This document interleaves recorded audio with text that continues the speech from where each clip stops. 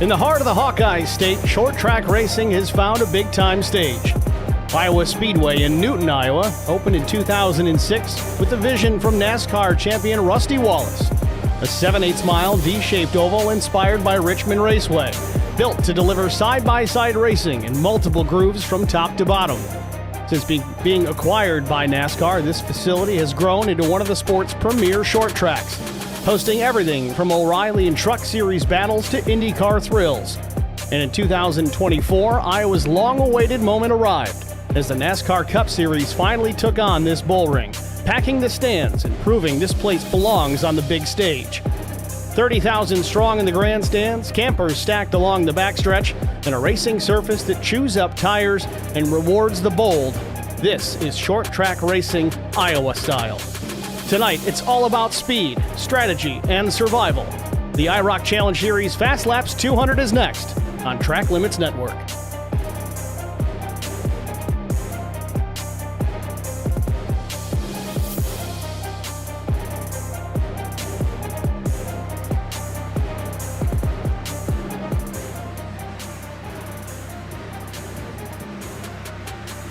Good evening, everybody. Welcome to the virtual Iowa Speedway 2011 scan. Series opting for the old version, which, you know what? I'm all for it. Practice qualifying in the books here in Iowa. Warm-up session underway presently. Just a few minutes left in the session before we get too deep into it. We'll look at the race details.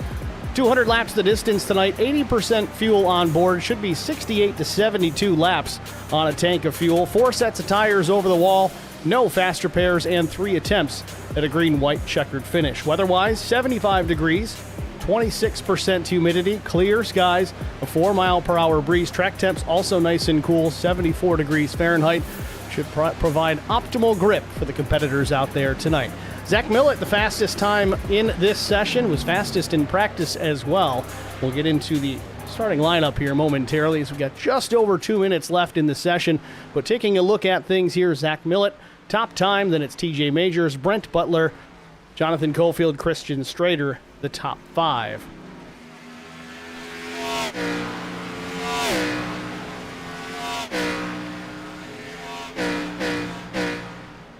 And we do have a minor camera issue. We're going to take a very brief hiatus here. We'll be back in just in time. Don't worry. Stay with us.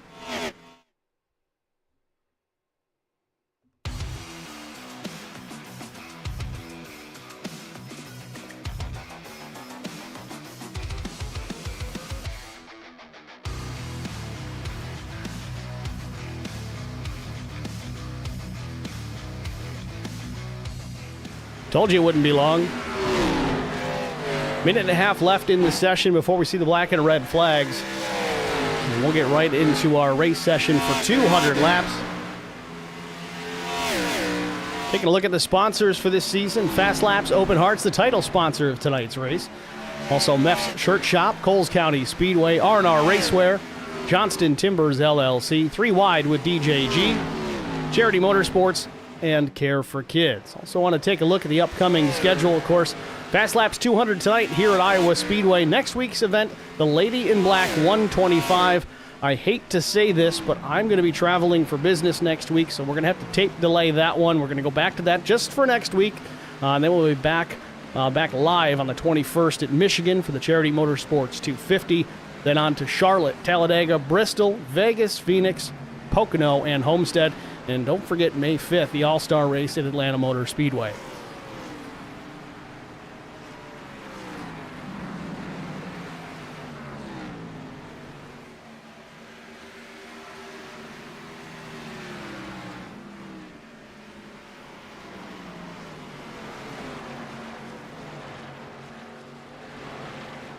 "41 cars attempting to make this 40-car field here this evening, so at least one driver will be going home.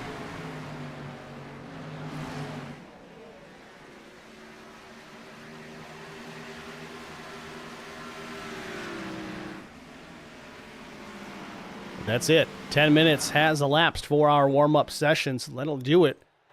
Get right into our race session in just a moment.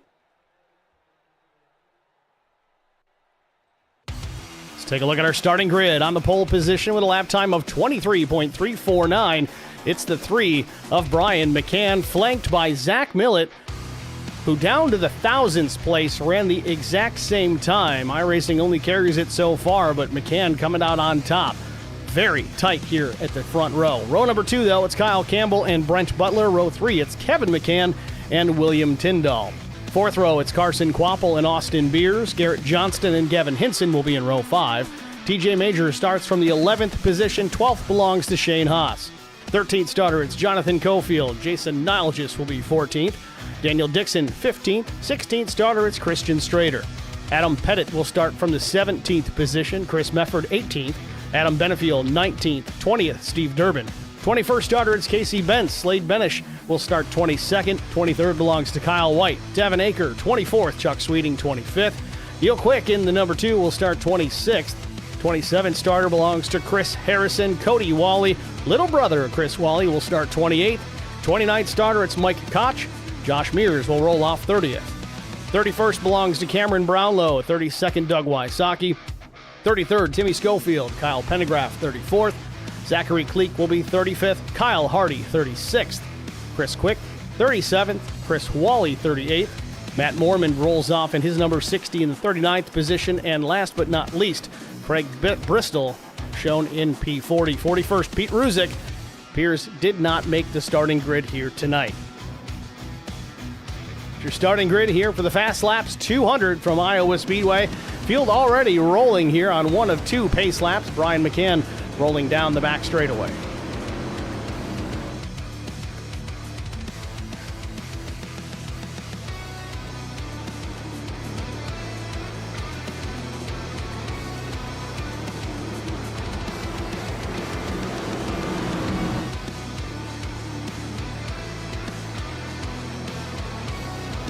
Want to make a note here, looks like 2 cars did not make the field. Craig Bristol and Pete Ruzick. Neither driver has taken to the starting grid as of yet. So a 39-car field for tonight's race here in Iowa.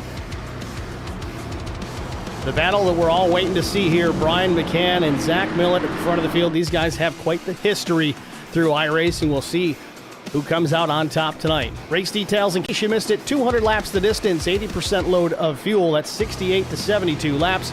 4 sets of tires laying over the wall, no faster pairs, 0 zip, zillage, and 3 attempts at a green-white checkered finish. Field rolling through 3 and 4 for the final time before we get this one underway. Pace car about to make the trip back to pit road. Brian McCann with the field in hand as we roll green to the green flag.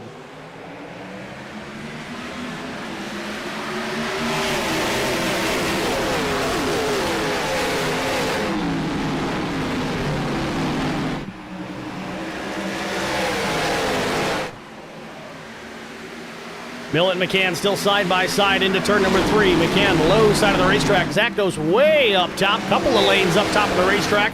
Off turn 4, he'll have the run coming back to start finish. And he will lead lap number 1 and clears Brian McCann for the position.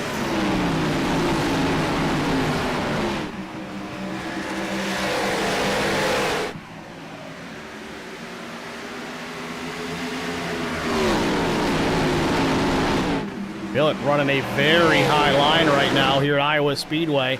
It helped him get the race lead lap number 1. He'll lead lap number 2 as well. Car length between himself and the 3. The 0-3 of Kyle Campbell in the 3rd spot. Then it's Brent Butler and then Kevin McCann. William Tyndall in P6. Only changes in that top 6. Well, it was Zach Millett taking the top spot, but now Brent Butler challenging and then completing this pass for 3rd over Kevin McCann.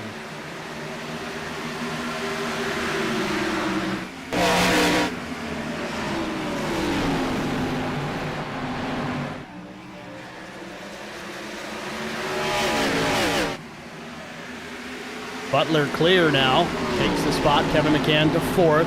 Kyle Campbell's relegated back to P5. Behind them, Austin Beers working his way forward. He's going to be a contender here tonight, right in the wheelhouse of the driver, that number 64. Again, the 2025 NASCAR Tour Modified champion.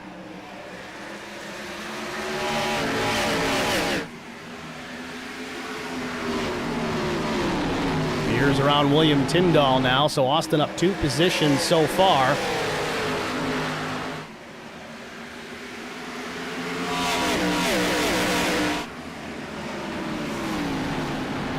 Yeah, Michael Murray in the chat says, let's go Brownlow. Keep it going, guys. Keep that chat busy tonight. Now challenge for the lead as McCann goes back to the bottom. Caution. And the yellow comes out just as fast. Real quick, Cody Wally, Chris Harrison, I believe, involved in this one.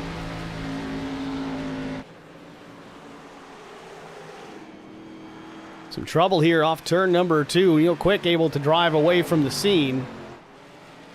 Cody Wally leaving the scene as well. Mike Koch in this also.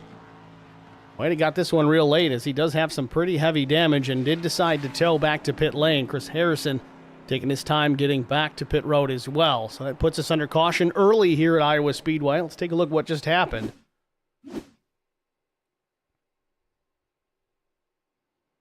Ooh, the 96 drove it in very deep. That was Devin Aker. And then chain reaction after that. Some pretty significant hits. Mike Koch nose first into the safer barrier. That may end his night.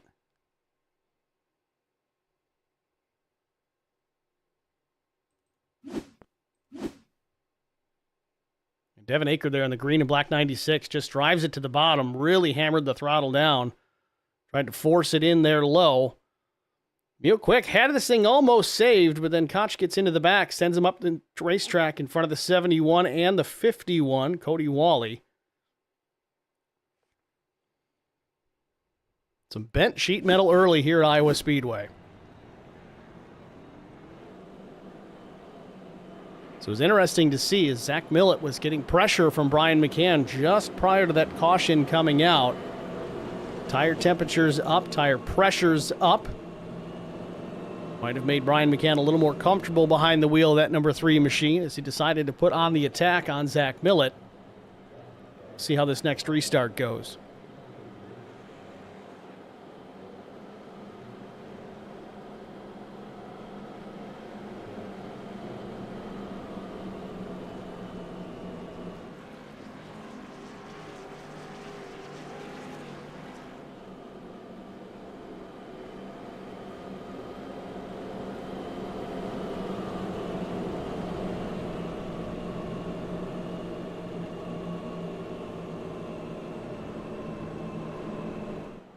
Mike Koch in the chat says, yep, I'm dead. Early exit for the 00 of Mike Koch. He will be credited with last place points here tonight. Don't know if he's officially out. Might be able to get it back out there and pick up a couple of spots provided we get some more cautions. Tear up some other race cars. You'll have to keep an eye on it or might just wash his hands of the whole thing. We'll see.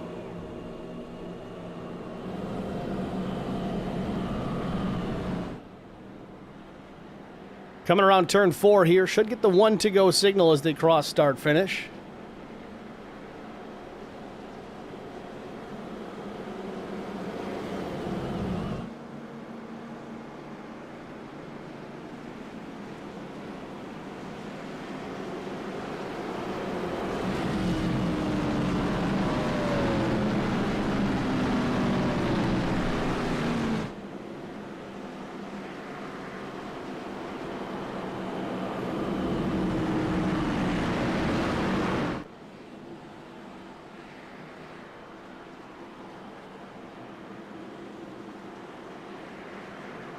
Mike Koch reminding us here in the stream chat again, says engine won't fire, she gone.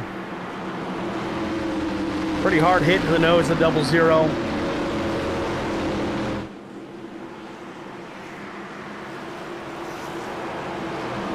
Mike says good luck. Have a good broadcast. I'll be watching. Thanks, Mike. Sorry about your luck. Pace car heads to pit lane. We're ready to get this one back underway. First restart of the night. Green flag waves. Zach Millett fires off.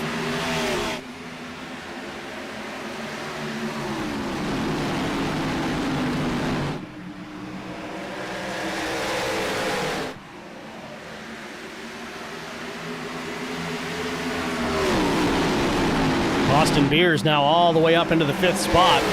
Took advantage on this restart, up 3 positions. Millett comes back to start finish to lead this lap. Side-by-side battle behind the leaders. Kevin McCann, Brent Butler. Butler on the low side, McCann up top. And battle for the lead now as McCann goes to the low side of the racetrack.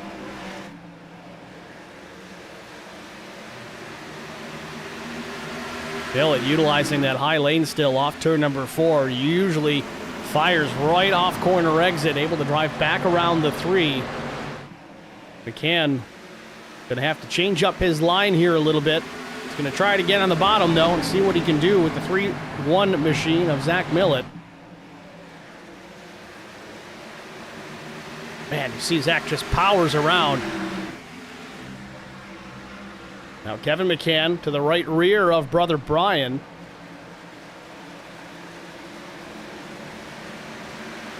Ooh, a little bit of contact, a little brotherly shove. Now Kevin up the middle here, going to take the second spot from Brian. We'll see if he's got any better luck or success running down Zach Millett for the top spot.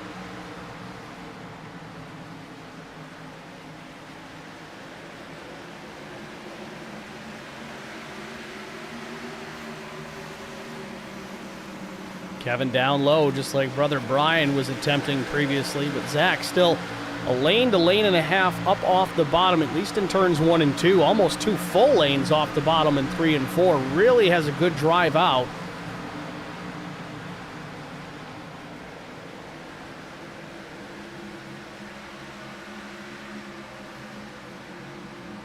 Cameron Brownlow in pit lane here. Not sure what happened. May have been right after the restart. We'll see if we can watch this real quick here. Seems like he had a major connection issue, so I don't see any replays as to what happened. So Brownlow, maybe technical difficulties on his end.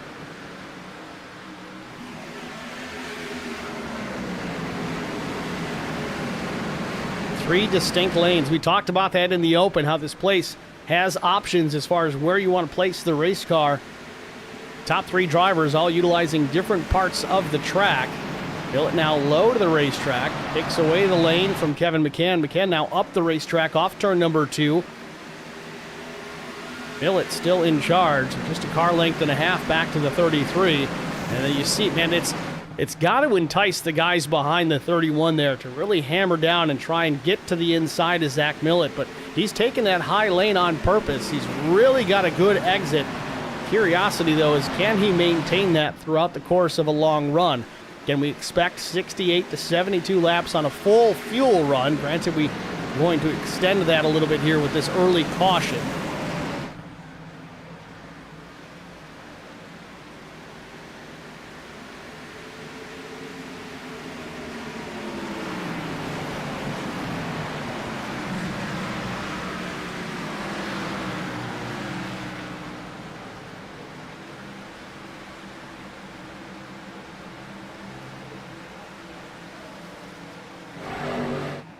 Does seem like Kevin McCann starting to try and use the same lane as Zach Millett. Dirty air still going to affect these race cars, even on this shorter racetrack, just under a mile in length. McCann, though, gained some ground there off turn 2. Now goes back to at least the middle lane here on Zach, but Zach almost up into the marbles in 3 and 4. Has that drive off again. It's paying off for him right now. Top 7, 8, 9 cars here, all single file. Carson Quapple back in the 7th position, right where he started. Kyle Campbell just ahead of him in the 03.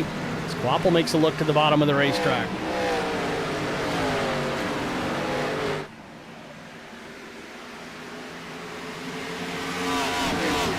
Campbell able to hang on to it.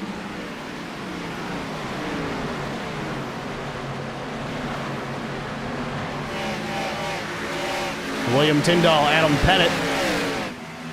Pettit in the 49, Tyndall the 62. It's a fight for the 13th position.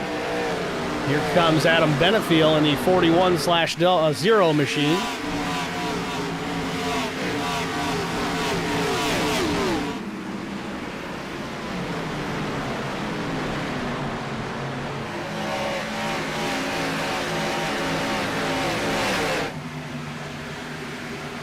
Zach Cleek and Steve Durbin now side by side. Durbin in the 81, Cleek on the bottom in the 11. This for the bottom half of the top 20. About 18th and 19th here. One car real loose behind him. 38 machine of Shane Haas gathered it back up, almost turning around in front of the field. Now he's way low on the racetrack. Problems here for Shane Haas, and he loses connection quickly. Might have been having some problems himself as he has exited the session quickly against his will. Back out front now, Millett still leading both McCann brothers. Kevin, then Brian. Brent Butler runs fourth. Austin Beers rounding out the top 5. Keep an eye on the 64 of Beers. He's going to take care of the tires on this thing if we do get a long green flag run. I'd fully expect him to be up there challenging for these next 4 cars ahead of him.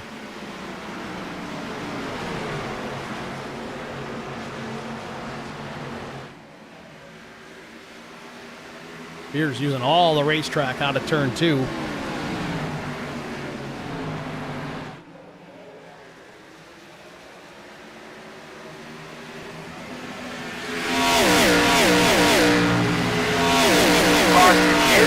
And caution on the Speedway again. Zachary Cleek in trouble. I think we need to start putting like an age limit on racing or something, you know? So caution number 2 on the Speedway. Now it's for the 11 of Zachary Cleek. We saw him in a battle with Steve Durbin previous to this. We'll see if that had anything to do with it.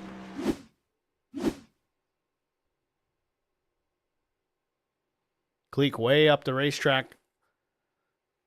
Little wiggle on exit, and here comes the 88. Makes a little bit of contact. That was Jason Nile but just enough to send the 11 around. And just a little kiss to the inside wall.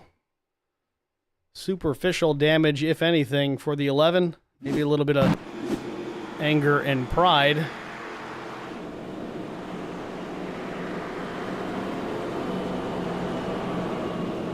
So, 29 laps in of 200. Zach Millett continues to lead. We've had 2 cautions for 5 laps and only 1 lead change, and looks like pit lane is open. And Millett decides to stay out. Thought he was going to drag everybody with him. Oh, and Carson Kvapil goes around.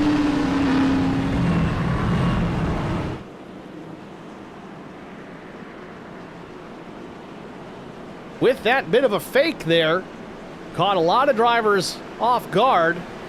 Kvapil's going to roll back up into position. We'll see if he gets to keep that spot.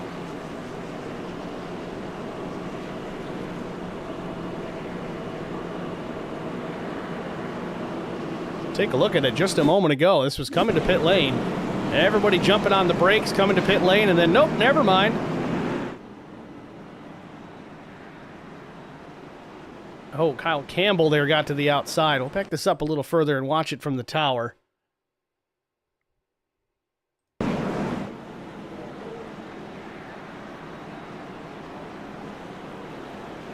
And I don't know if Austin Beers is going to get dinged there. He was inside that commitment box and then went back out onto the track. Looks like no harm, no foul for Carson Kvapil. Just a little bit of a whoopsie.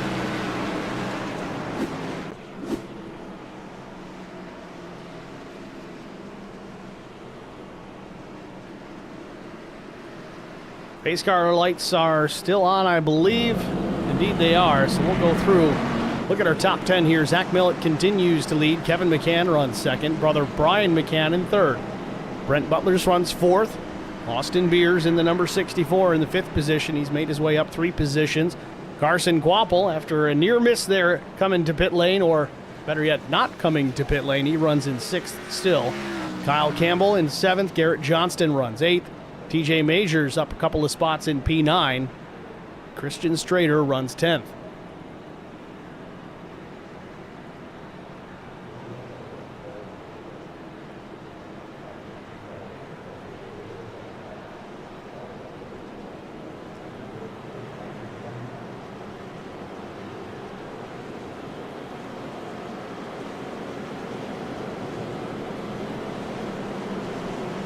Pace car lights go out on the 1 to go here. Next time by, we'll be back racing. It'll be lap 32 when we take the green flag again.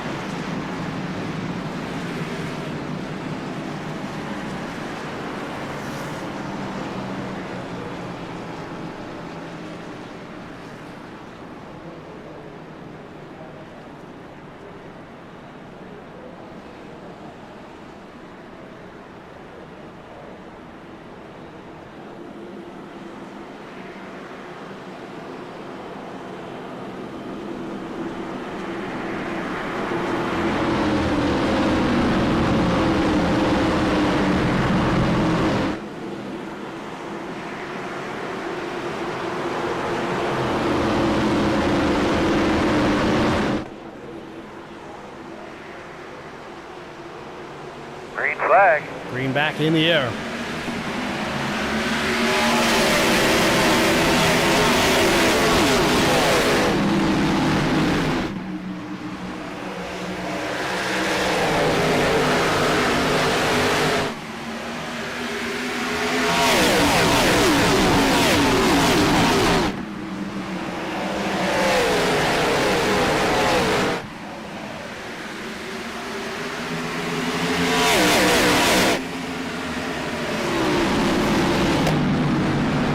Billy continues to lead. Austin Beers now firing off well. Looked up the middle there.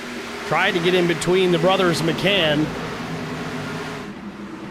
Lots of room to race here at Iowa Speedway, but Austin Beers trying to go up the gut. Thought about going 3 wide there. Settles in behind Kevin McCann in about the 4th spot, but alongside Brian McCann.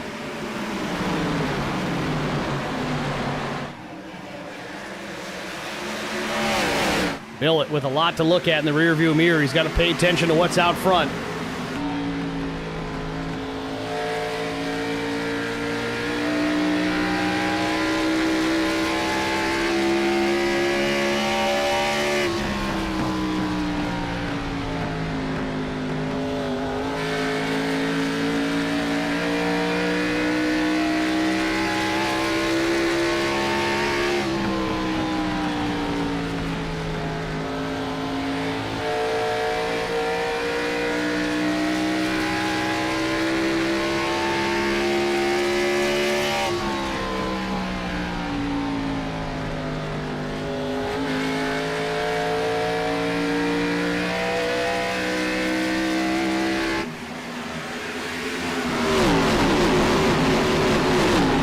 Battle has subsided, at least for a little bit here, but Austin Beers was able to make short work of Brian McCann.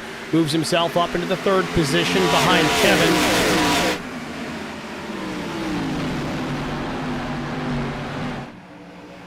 Brian McCann trying to put the power back down, pressuring Austin Beers. Wants that 3rd spot back. Brian McCann, the pole sitter here tonight, falling now back to the 4th position.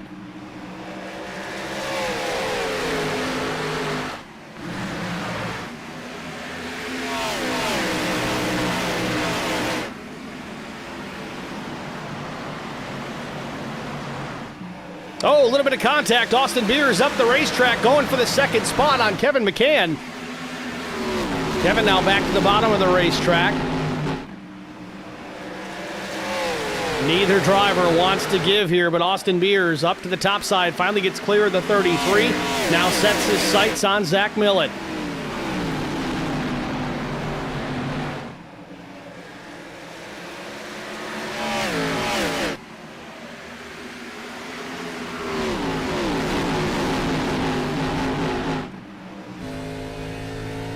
On board now with the 64.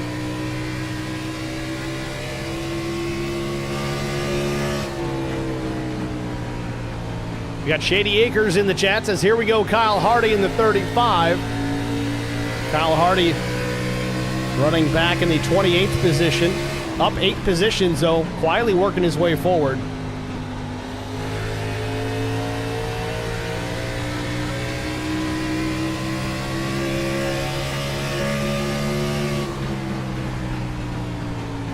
Last lap for Austin Beers was a 24:53. Millett, though, ran a 24:34. About 3/4 of a second of fall off so far. Millett's fastest lap at 23:64.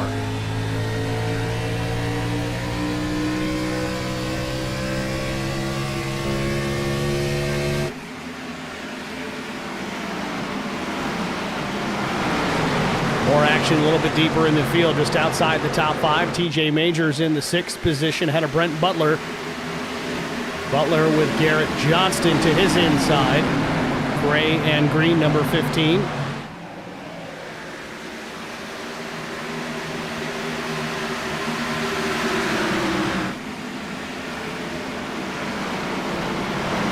Shady Acres back in the chat says it's a long way to go, but he's a master at tire wear management, so let's see what he can do. Keep the car clean, keep the fenders on it.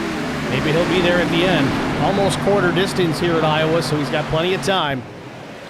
Steve Durbin making a move as we're 3 wide off of 4. Gavin Hinson might have scraped the wall there, trying to give everybody as much room as possible, but they got through it cleanly.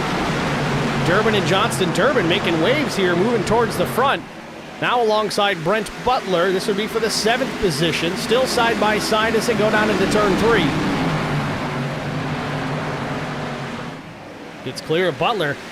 Durbin found some speed there on the bottom of the racetrack. He's made 3 or 4 passes in just a couple of laps.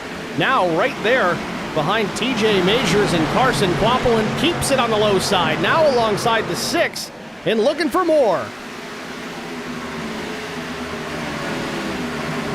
It's the thing about grip. Yeah, it's great. But you know what's better? It's 4 new tires. Tires that he took on lap 29. So Durbin out there taking full advantage of that extra grip underneath that number 81. Making it look good here, already up into the top 5 and driving away from Quapple and Majors. Meanwhile, Majors side by side with Carson Quapple, trying to take that spot away. Oh, rubbing doors with the 5 up the racetrack.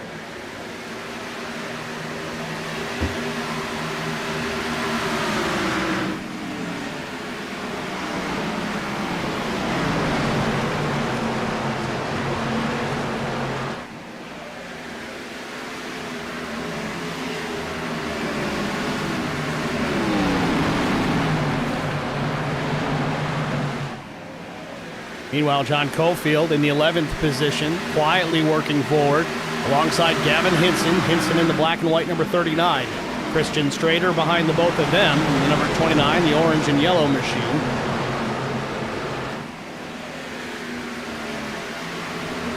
Meanwhile, Durbin now looking for 4th on Kevin McCann. Won't be long before he takes the 3rd spot from Brian McCann, and he'll be right there with Austin Beers.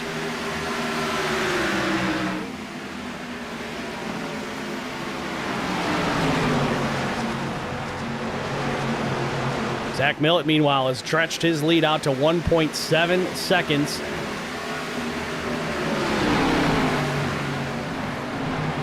And Durbin, let's see what kind of lap times he's going to run now. He's got a little bit of clean air out in front of him, fresher tires than Zach Millett.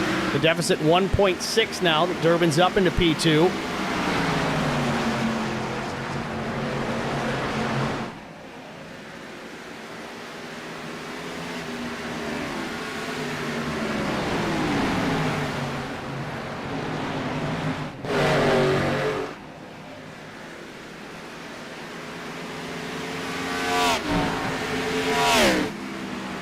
Last lap for Steve Durbin, a 24.42, 2.5 tenths quicker than the race leader. He's cut the deficit down to 1.2.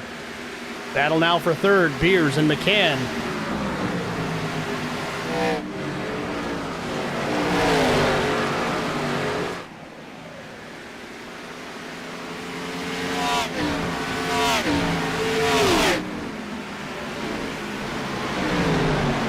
Beers hangs on to it as Brian and Kevin now battling for that position as well.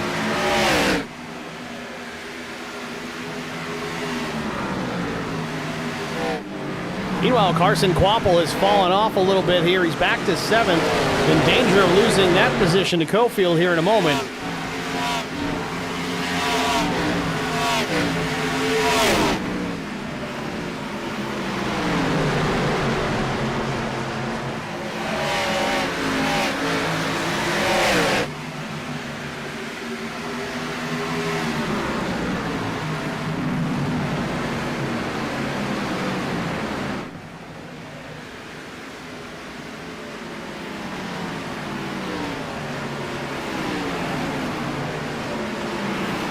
Quapple doing a good job hanging on to the spot, keeping Cofield pinned to the bottom of the racetrack.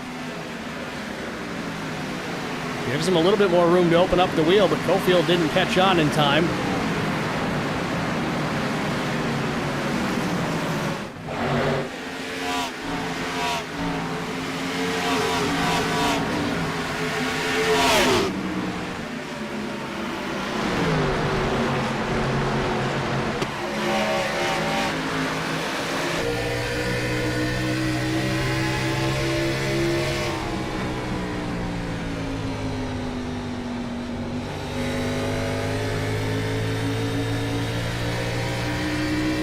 Cofield gets clear, takes the spot.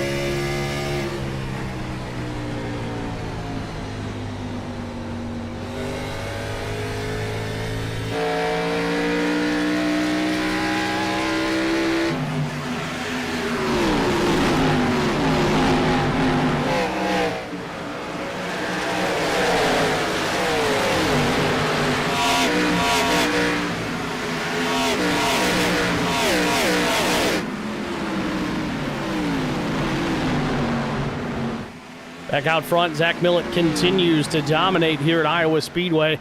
Steve Durbin really cut into that race lead, cut it in half, but now it's kind of stabilized here at about 0.8 of a second. Tires falling off now for Durbin, and things pretty equal between the top two as Millett runs a 24.78. Durbin's still quicker by about 1/10. But I think the closer he gets to that 31, as Zach gets the wall a bit there off turn number 2. Closer he gets to Zach, puts himself into a little bit more dirty air, so that may be affecting the handle on the 81. We got Cowboys in the chat, says, has William Tyndall caused any wrecks tonight? Not yet, but there's still time.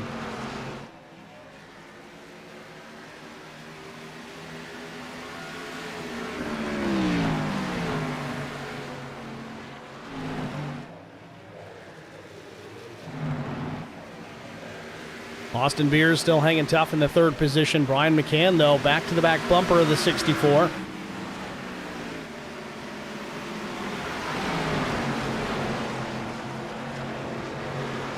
Majors and Kevin McCann side by side. Brian, though, alongside Austin Beers, might have the spot here in turn 3. Austin goes way up top of the racetrack, much like we've seen Zach Millett do tonight. We'll see if he's got the run out. No, slide job up the track, crossover from Beers. Looks back to the inside of Brian McCann, headed down into 1.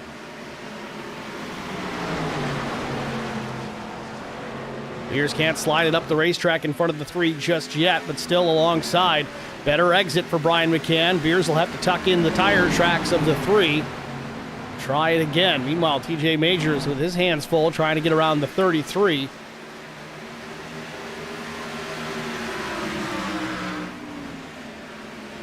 Oh, drives him up the racetrack. Majors and Kevin side by side, door to door in turn 2. Kevin gets around a little loose for Brian McCann on exit. Keeps it ahead of the 64 of Austin Beers now, so McCann up to 3rd. And it's tough when both these McCann brothers are up front fighting for positions. Makes you wonder who you're talking about. So far, so good. Still a ways to go as we continue to run green. Restarted about lap 32, I believe it was. Gone 32 since then. Again, the fuel window was 68 to 72 laps, but we've had a couple of cautions break that run up, so expect these drivers at least able to go further on a tank of fuel, but you may see some guys come down in favor of just bolting on the tires to pick up that lap time. Over a second of fall off right now for the race leader. In fact, 1.2 seconds the fall off for Zach Millett based on his last trip around. And Steve Durbin now closing the gap again. He's got it to 0.7.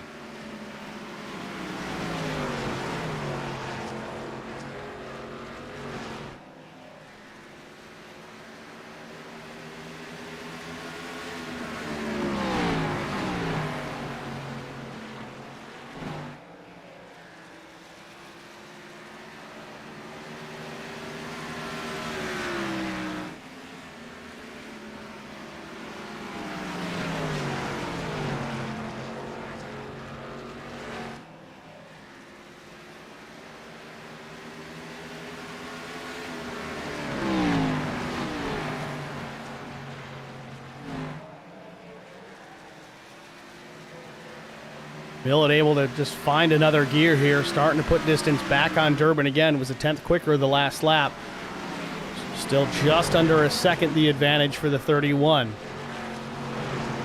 McCann has built some distance between himself and Austin Beers, but Kevin McCann and TJ Majors tightly tucked together here. Majors still in the tire tracks of the 33.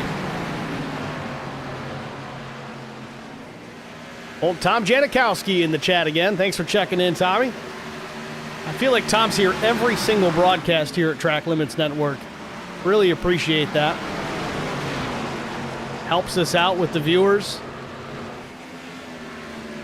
While you guys are watching, though, feel free to hit the like button, follow, share, subscribe, the whole 9. And now we've got the 4 here working its way through. That's Chris Quick. Now, Quick is a lap down. He made a pit stop at lap 56. Slade Benish is also on pit lane here. So some drivers opting to take tires now. Expecting maybe some more continuous green flag action here as we're in the original pit window. Some guys might be saying, you know what, I'm going to undercut here, put the tires on, see what I can gain, and maybe stay out if we catch a yellow, knowing that the leaders are going to be pitting here relatively soon.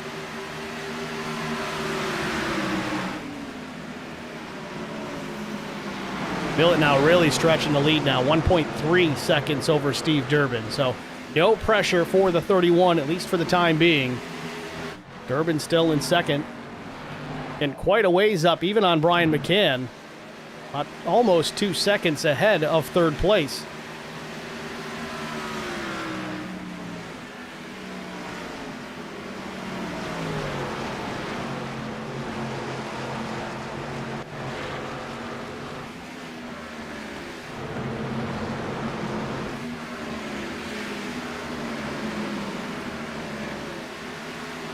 Adam Benefiel applying pressure to Chris Mefford.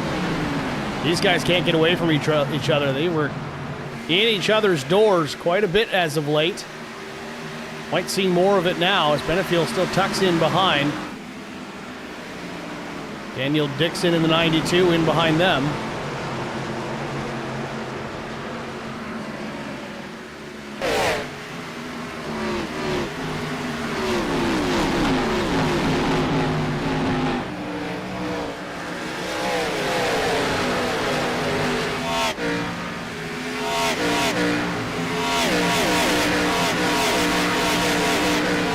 And Austin Beers on pit road from the third position. Fourth position. So scheduled stop here for the 64. Kind of expected this. Tires a little bit more important right now than the fuel game. Right side's going on. The number 64 of Austin Beers. Sunoco race fuel being dumped in. Crew around to the left. 4-tire change for Austin Beers. Spins the engine up. Heads back out into the action.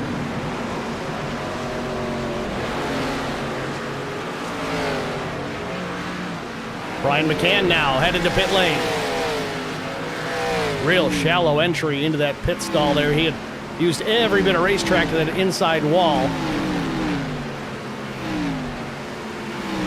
May see Millett and Durbin come down here soon after, but then again with the lead that they have, they might just stretch it all the way to the end of the fuel load.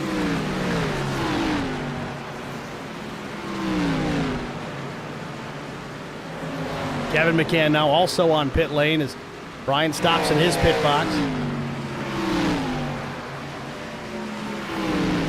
Adam Benefiel, Carson Quapple. So green flag stops now underway.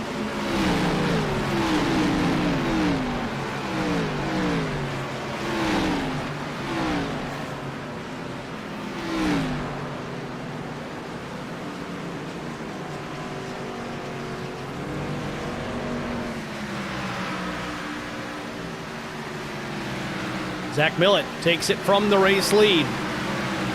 Gives it up to Steve Durbin. Durbin will take over the top spot. Millett ready for his first stop of the night. Into that second pit stall.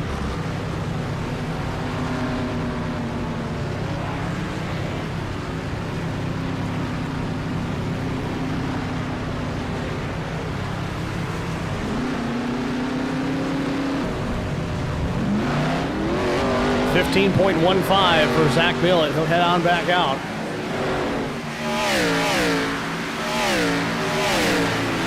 Now Durbin from the lead.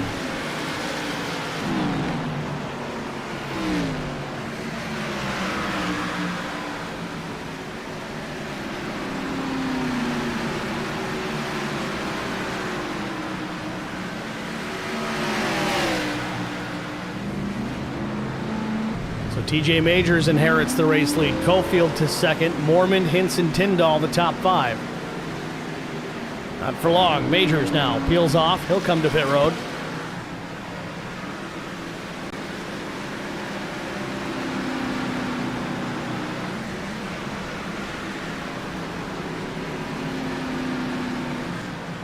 Big gaggle of cars coming down now. It's Hinson, Tyndall, Johnston, Butler.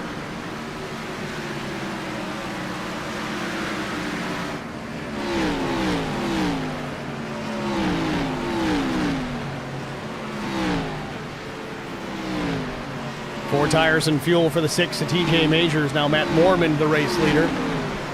Now, here's the caveat with Matt Mormon. He made a pit stop at lap 29, so he's got a little bit ways to go before he has to worry about fuel.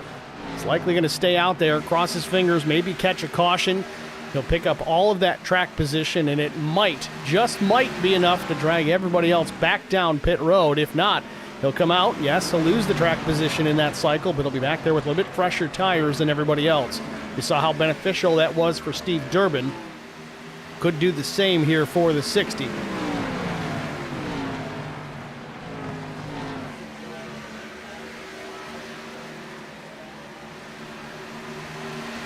Kyle White in the number 13 trying to get his lap back the hard way. He'll get it done into turn 1.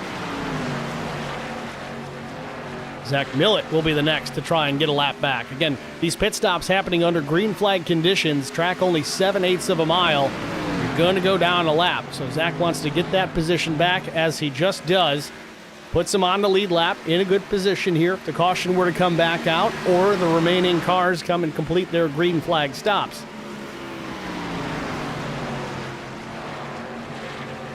So Mormon now with a 8-second advantage over second place Zachary Cleek.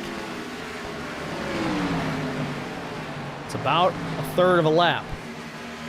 So you see it there in the timing and scoring, only 4 cars still on the lead lap. Those that have completed their pit stops, that would be Zach Millett. The top 3 drivers still needing to make one, and the caution comes out. This is going to work out wonderfully for Matt Mormon, Zachary Cleek, and Chris Wally. Gained a lot of track position, and it looks like the 35, Kyle Hardy, in trouble to put us under this yellow.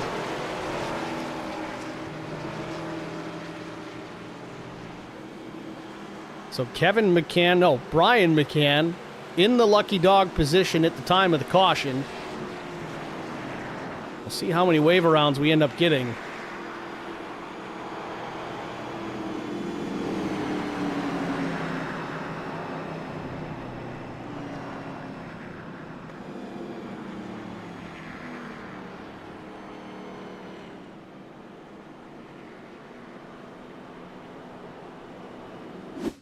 Just a moment ago here, put us under the yellow for the 3rd time. William Tyndall right hooks the 35, keeps it off the 93. Hardy will spin down the backstretch. Don't know if he gets into anything. Looks like it'll come to a stop without incident, but enough to draw the yellow either way.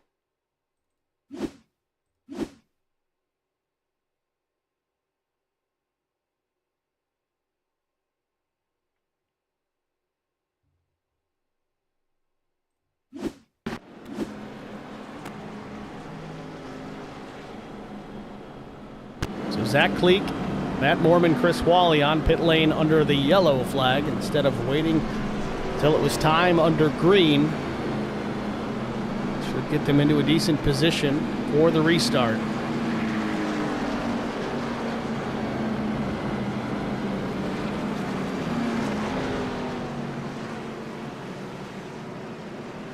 Tommy Janikowski in the chat was saying that Iowa is our clash race in the EMSN series on the 20th. Looking forward to starting this season.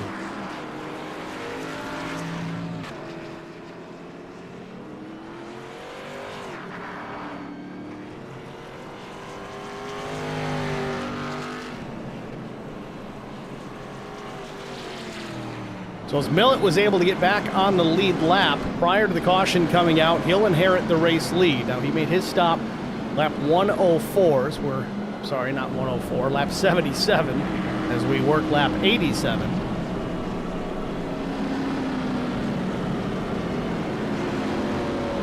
May have to throw an extra yellow flag lap here to get all the wave arounds taken care of. We'll see how this plays out.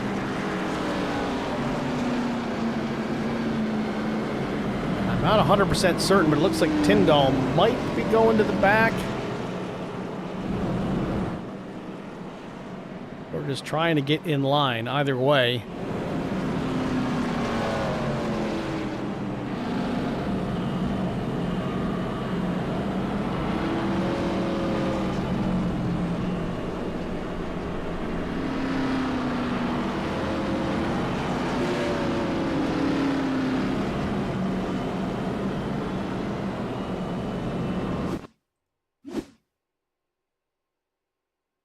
Just a moment ago, our third caution of the night was between William Tyndall and Kyle Hardy.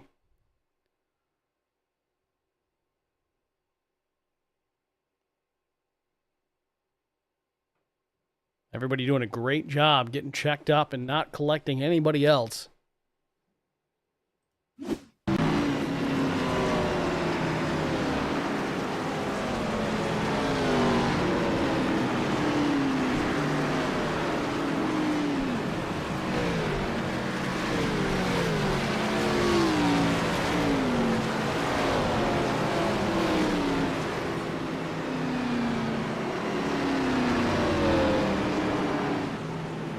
I think we're getting the one to go this time. We'll see if we add an extra lap here. I think they're trying to get these waiver rounds done earlier than normal.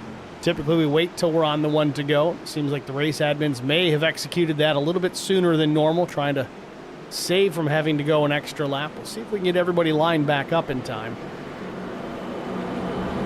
Lights are out.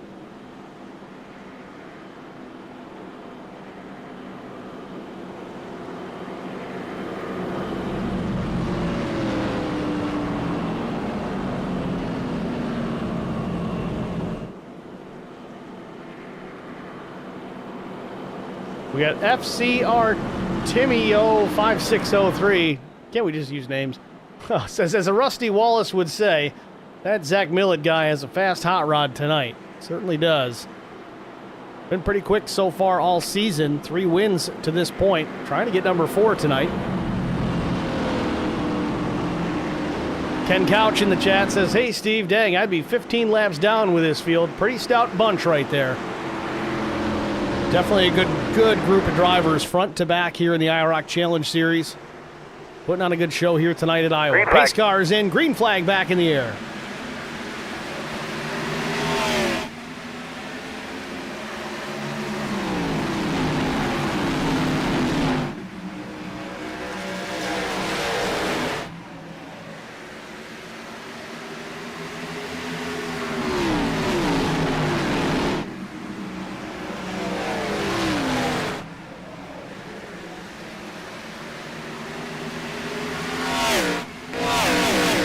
Millett maintains the lead. Zachary Cleek now to the second spot. Mormon falls back to third.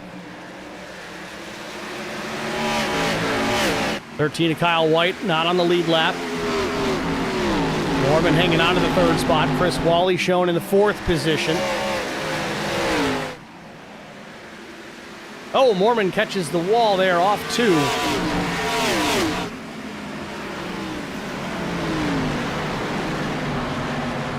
Zachary Cleek, though, running down Zach Millett. Looks like he's got 10-lap newer tires as he lays down the fastest lap of his night at 23:61. This is the difference here, only 10 laps.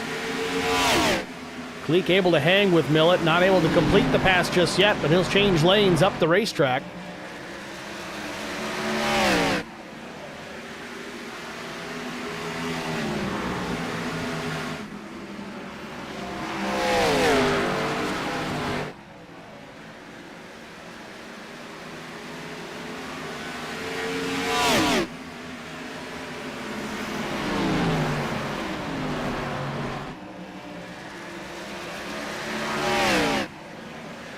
Millett now starting to get some separation from the 11.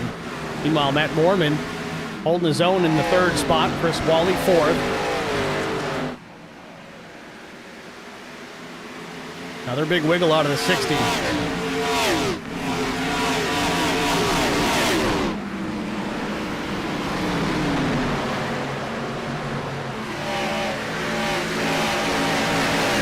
It's the battle at the bottom of the top 10 here, 8th, 9th, and 10th. Jason Nilgis in the 88, running in the 8th spot. 3 wide behind him. Steve Durbin in the middle, up the racetrack, trying to stay off the door of the 34. Doug Wysocki, the first car, 1 lap down.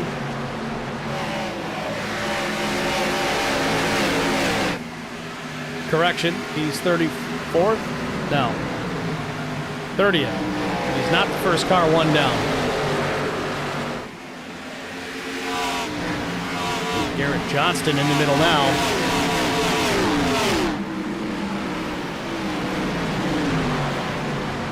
Adam Benefiel trying to go up the middle now. Benefiel running 11th. He takes the spot from Adam Pettit.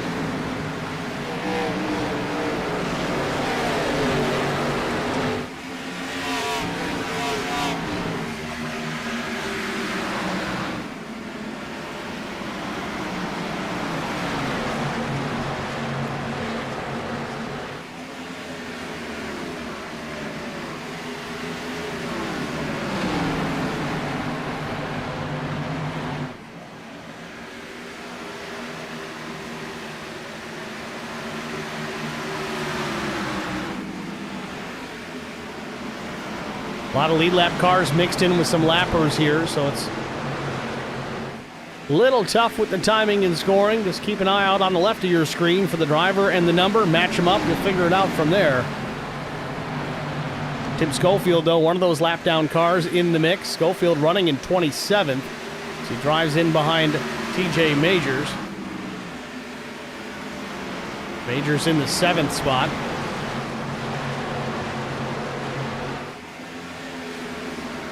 Got Anthony Mears in the chat looking for another good run for Josh Mears here tonight. Josh running back in 18th. Started 30th, so far so good for the driver, that number 36. Brent Butler hanging it wide out in next to the 36 there, was able to straighten it back out, didn't make any contact.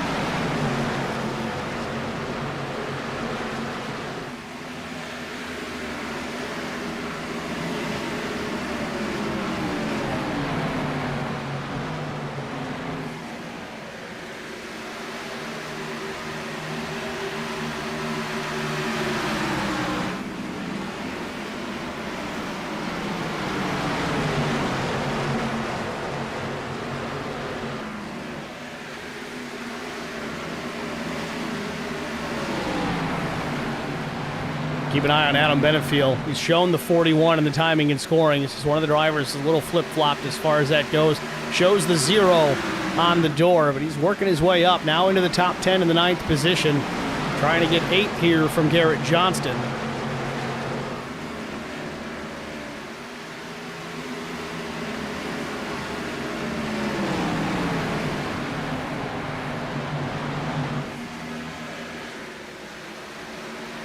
Zach Millett continues to lead here at Iowa Speedway in the Fast Laps 200.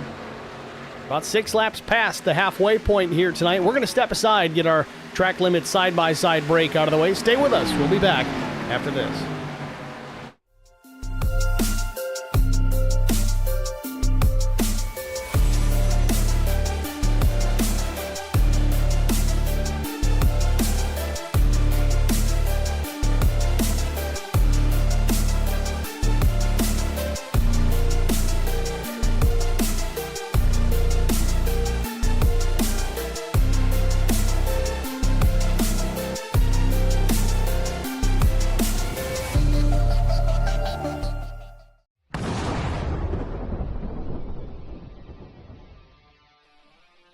Spartan Transportation and Spartan Logistic Management is your one source for all your shipping needs.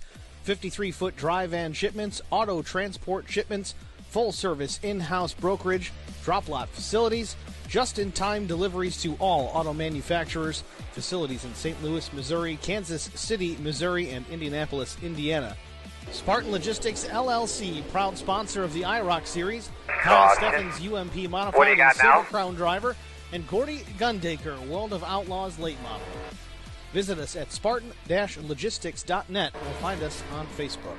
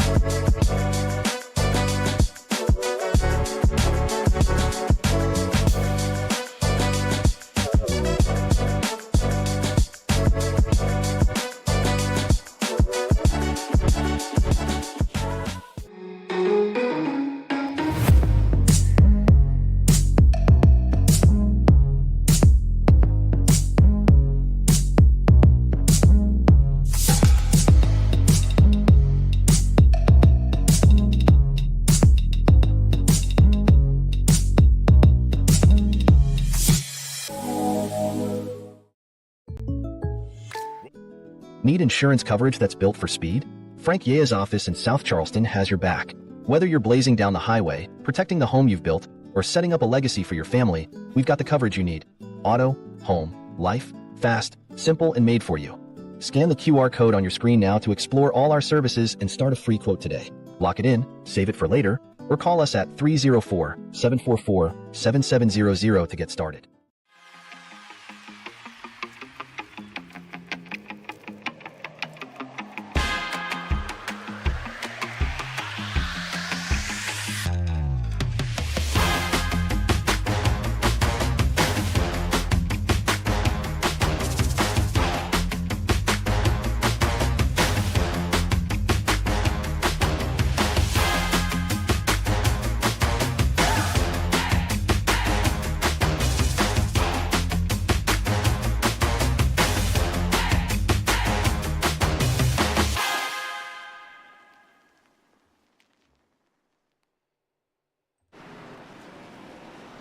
Back at Iowa Speedway for the Fast Laps 200. Working our fourth caution of the night. This one involving Steve Durbin. Saw it there in the side-by-side, coming together with the two of Neil Quick. Let's go back and take another look at it.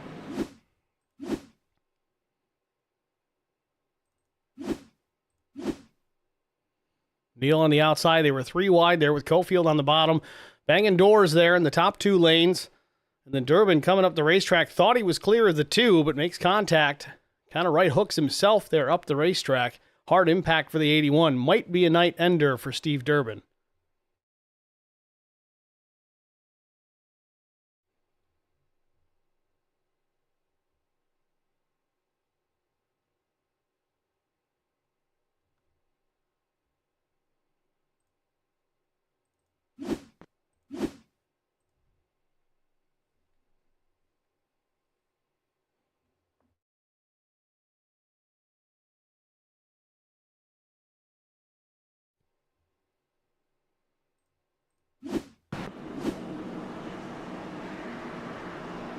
So pit stops were completed. Top three drivers have stayed out. Zachary Cleek, Matt Moorman, Kevin McCann. So another pit cycle, and Moorman still up in the top five. Moorman in that black number 60. No IROC paint on that machine this week.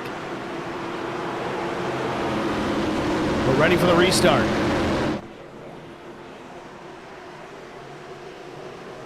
Green flag. Good jump for Zachary Cleek. Little wheel spin out of the 60 of Moorman. Opens the door for Adam Benefield. Kevin McCann also jumping to the bottom of the racetrack for the second position. Oh, one car in the wall. I think it's Chris Wally. Wally slow. Christian Strader in that wall. Now there's contact. Now we're going to have another yellow. Caution. Boss, you're doing a good job. You want to give us an update on that car? Chuck Sweeting in it. Chris Wally involved. A lot going on there on the restart. Fifth caution of the night, and it came out quick.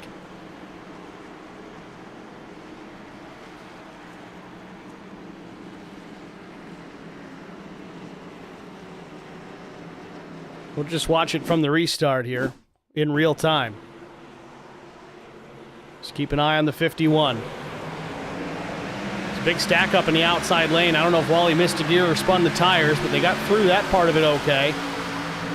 Watch the 51 way up the track in the marbles. I think it starts to step out on him here. Moorman sliding back too. Yeah, just an overcorrect there for Wally. He got it up in the fence. It looks like Strader had the same problem. They might have been okay, but Wally coming down the track, got into the 93. Chris Mefford in it, William Tyndall in it. Doug Wysocki snaking his way around on the top.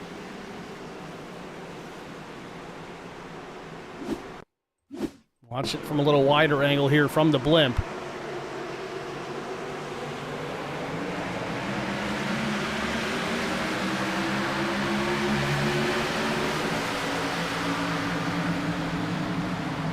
Yeah, Wally just got in the marbles up there.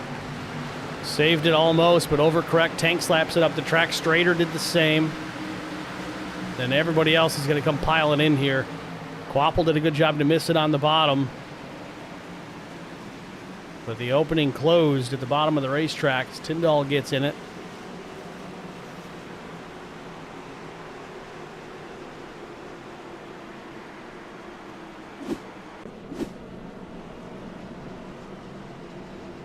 Watch it from Tyndall's perspective. At speed.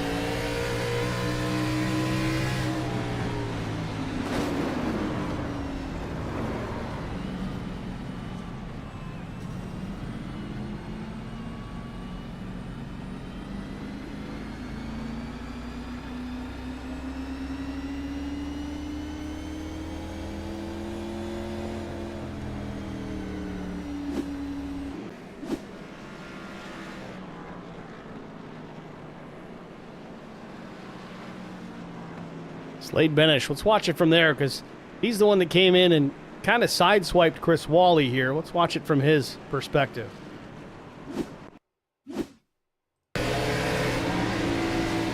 Back it up a little bit. At speed.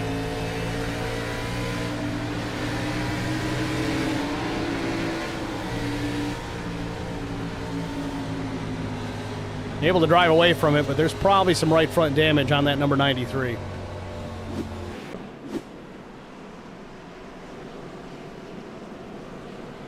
Real quick back on pit road. We're already lined up again for the restart. Pace car lights are out.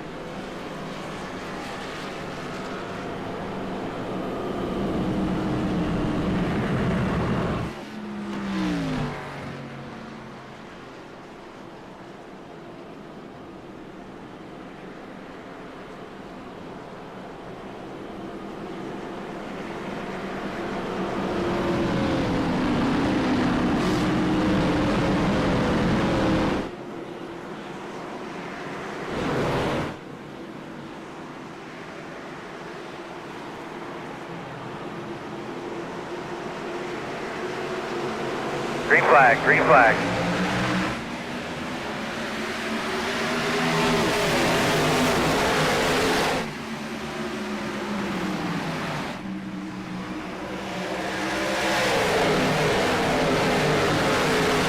Zach Millett on the charge. Up the middle here, takes a spot from Austin Beers as he's now up to the third position from the restart. Now into second, sets his sights on Adam Benefiel.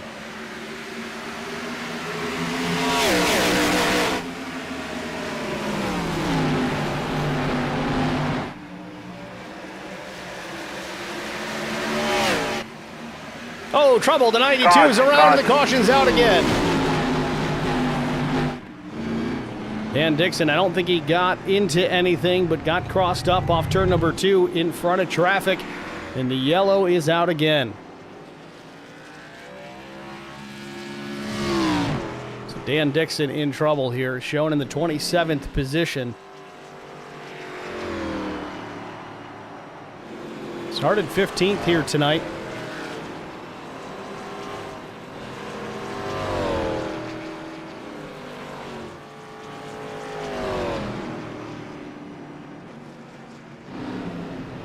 Take a look at it. 92, top of your screen.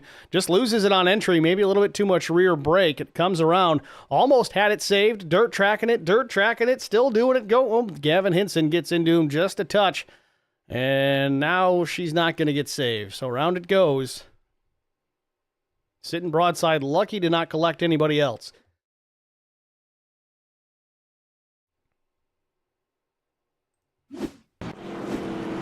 So some takers on pit road. Carson Quapple, the first of them.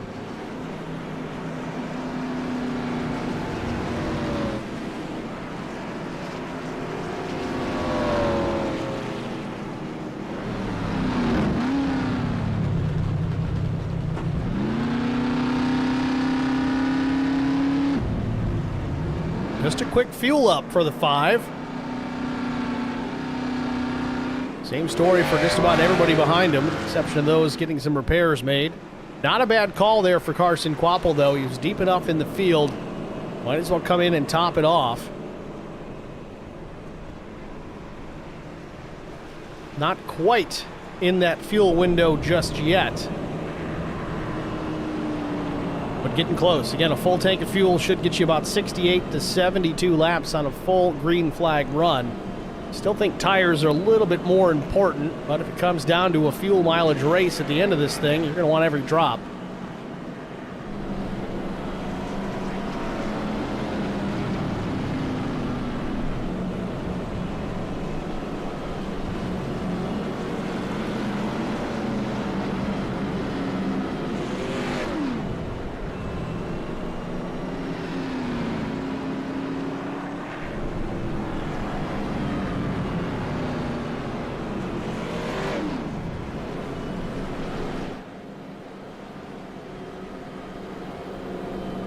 Looks like Quapple's going to restart back in the 19th position. He'll have work to do. Now the front row will end up being Adam Benefiel and Zach Millett. Both these drivers run over with Team Conti.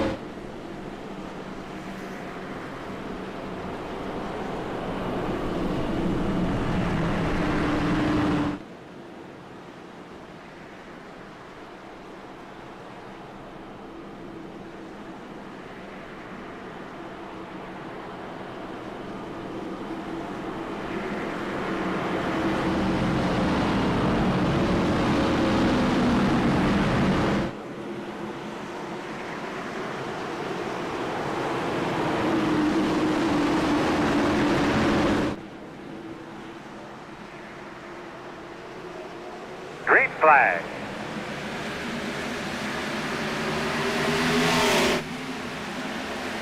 Benefiel with the advantage into turn one, and Austin Beers took full advantage of Zach Millett there on the restart. Jumps up to the second spot as Cleeks up the racetrack, hard into the wall, collects Kevin McCann and Garrett Johnston. There will be a caution. Same fuel. And just like that, under the yellow flag again. You know what they say, cautions breed cautions. We're seeing plenty of that here in the last handful of laps. Started with Zach Cleek catching the wall out of turn number 2, bounced off of it and down into the path of, I believe it was Garrett Johnston or Kevin McCann. We'll get another look at it here in just a moment.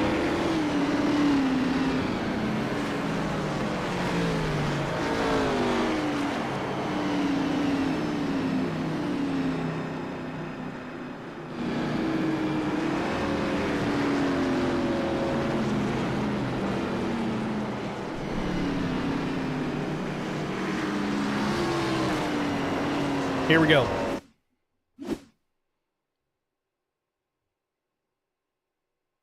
And so Cleek looks like he got the wall twice. We'll back it up again. No, he was just up the racetrack. See the 11, that green machine up at the top. In the marbles. Not a whole lot of grip. He was doing okay. I think it over-rotated right there. Yeah, it's starting to come around on him. A little overcorrect, which is going to send him up into the wall here, which he'll bounce off of it and then go into the path of Kevin McCann. And that sends him into Garrett Johnston. Brian McCann got a piece of this also. Brian got on the binders quick enough, might have escaped this without any significant damage.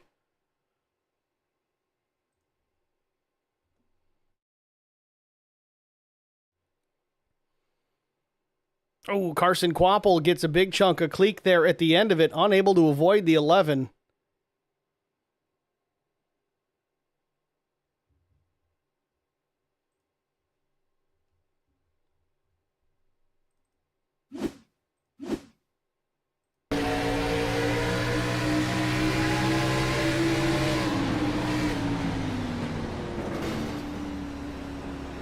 Oh, yeah, he's got some big damage. Up into the fence, Carson Quapple in big trouble now. What we thought was a good idea to top off the tank, put him back in the pack, and he gets caught in this one.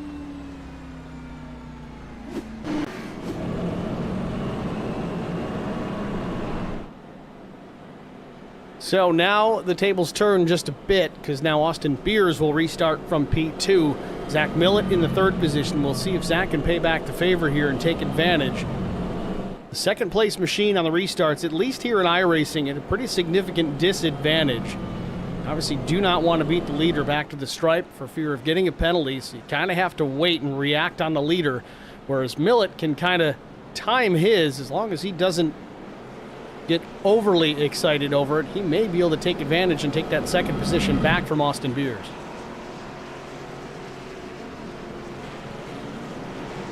Benefiel's going to take the top, though.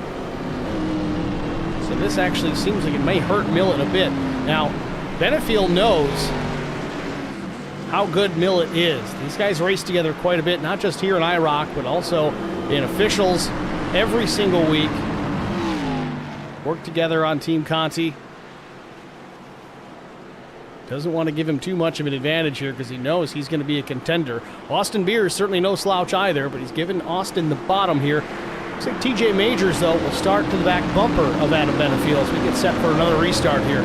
Finished up caution number 7 here at Iowa.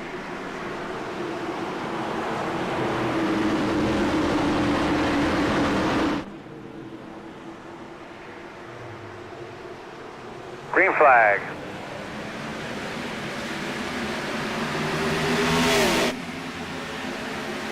Benefiel gets the lead down into 1, drops it way to the low side of the racetrack.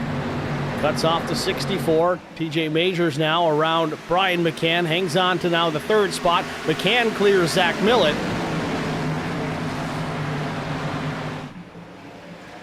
Now remember how strong Millet was earlier on in this race. Was able to utilize the top lane, make all his time up top.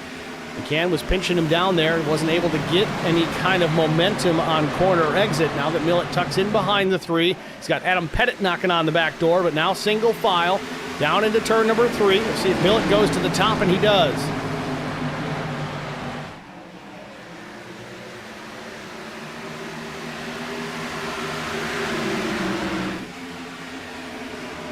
Everybody within the top 12 right now. Made their pit stops at lap 110 as Brian McCann now puts down his fastest lap of the night. 23:54 for the driver of the number 3. Working around the outside, and you know what McCann is doing? He's applying what he learned being in the tire tracks of Zach Millet. Utilizing the high lane, at least on the exit there of 3 and 4. Gets alongside TJ Majors.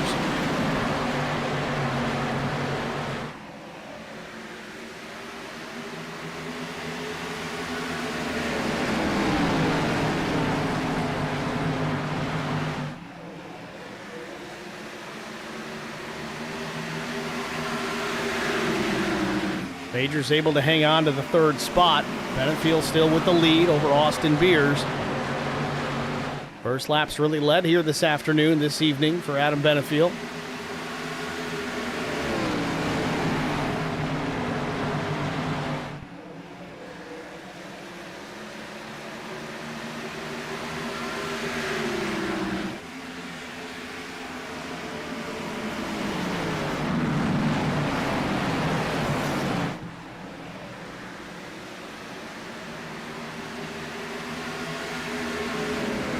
Majors and McCann side by side again. Brian drops it down to the low side. TJ pinches him down low. We see the 6 do that quite a bit.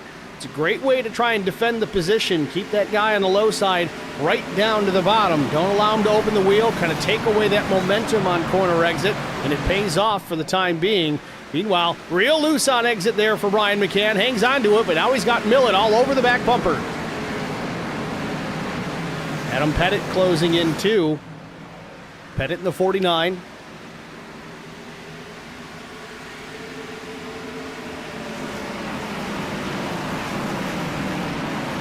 Garrett Johnston still in the mix, running in the 16th position. And Dixon to his outside.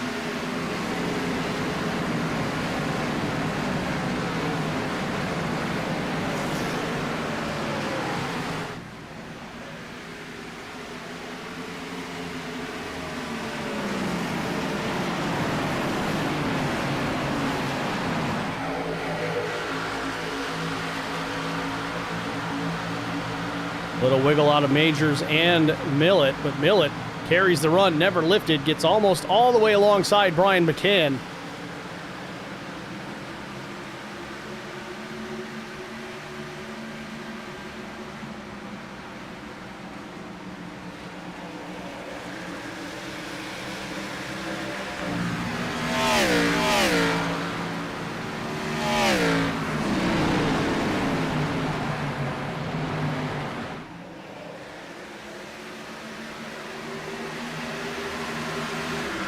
Austin Beer still stalking Adam Benefiel for the race lead. About 3/10 back is the 64. Just under 61 laps to go here from Iowa Speedway. Showing that race recap Adam Benefiel, your leader. We've had 7 cautions tonight for 29 laps and 6 lead changes. These lead changes occurring at the stripe. That's where we count them.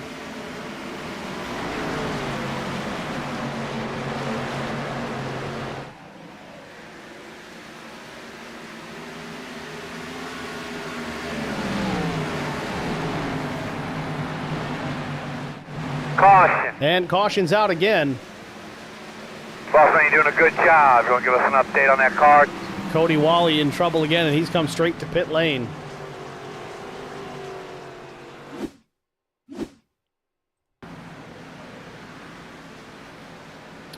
And Cody just brings this one out on his own just by stopping on the racetrack. No incident per se. So unfortunately, an unnecessary yellow here at Iowa. We'll see if the race admins make this a quick one.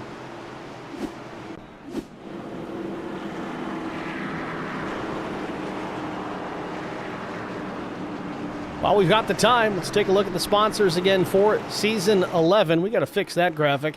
Fast Laps, Open Hearts, of course, Meff's Shirt Shop, Coles County Speedway, R&R Racewear, Johnston Timbers, LLC, 3 Wide with DJG, Charity Motorsports, and Care for Kids.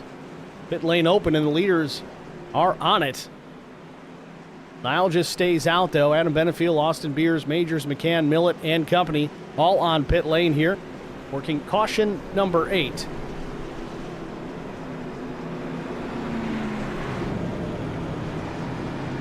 Not a bad call here. Everybody's within their fuel window at this point. Benefiel down and away. Looks like a short pit stop for Adam. What's 2 tire stop, 9.6 seconds for the 0. A big gamble here from Adam Benefiel, but might be paying attention to the left side tire wear. Maybe it is not significant enough to be concerned. Again, they made their pit stop at lap 110.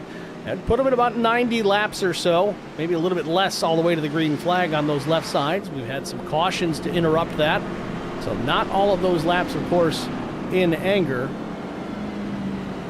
He's the first one out, benefiting from those right sides only. That said, Austin Beers took 4. So did Brian McCann, TJ Majors. Well, I'll make the list easier. The only driver to take 2 tires was Adam Benefiel. Everybody else behind him with 4 fresh Goodyear Racing Eagles.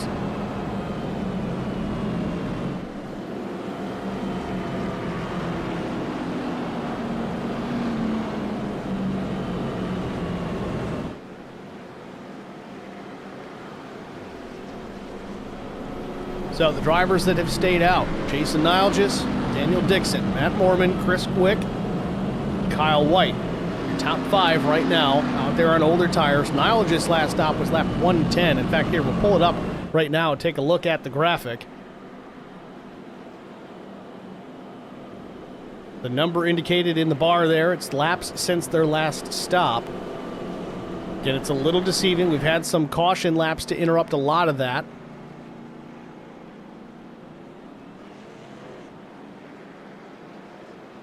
Now the drivers 6 through 10 there's a little tiny hash of a yellow color there. You might not even be able to see it on your screen, but it does indicate that it's only been 1 lap. It's just not big enough to display the number because those drivers just coming off of pit road during this caution. Benefiel, again, the only driver that took 2 tires on this pit stop. Everybody else behind him on 4. Try this again, though. Half a lap away from the restart here at Iowa Speedway. Had a couple of long green flag runs at the beginning and mid sections of this race, but the last 20 or 30 laps or so have been a little chaotic.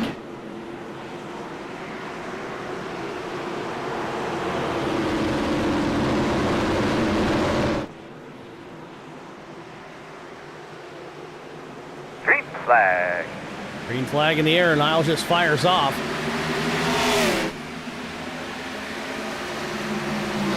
Great battle here into turn 1. These guys timed it well.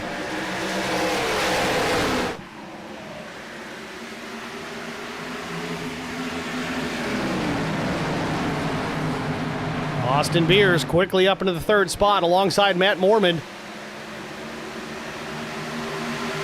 Here's making short work of Adam Benefiel. Again, right sides only on the 0. Austin taking full advantage of the fresh tires.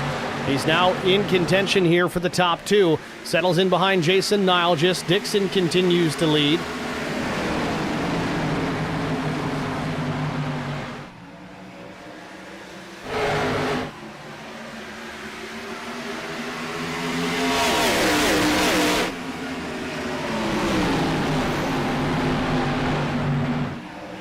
Beers up to second now, challenging for the lead. Not quite enough out of turn number 2, and Adam Benefiel following him on through, still has some pace. Beers sticks the nose to the race lead off turn number 4, coming down to the line. It'll be lap 149 as Mormon pounds the wall.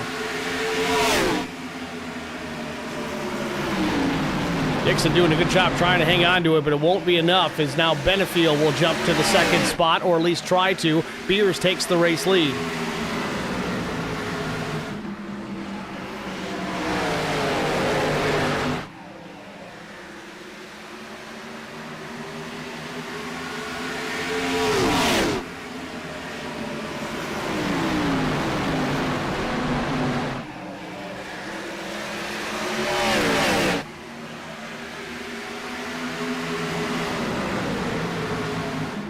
Dan Dixon doing a great job trying to hang on, but the fresh tires behind him just proving to be too strong. TJ Majors now up into third. Now it's Brian McCann's turn to the bottom of the racetrack. Zach Millett likely to follow him on through. John Cofield in 7th as Dixon gets the wall.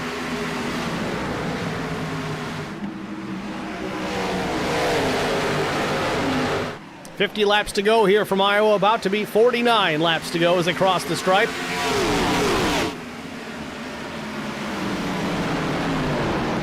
Oh, trouble behind. Adam Pettit up the racetrack, straightens it out.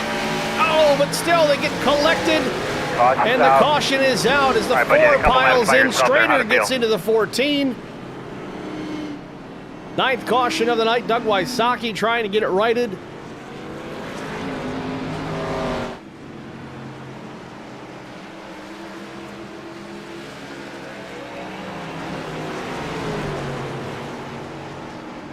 Race officials trying to let that one go green, but it just to no avail. Driver still piling in after the fact. Caution number 9. Adam Pettit seems to have gotten the worst of it. Let's take a look what just happened. I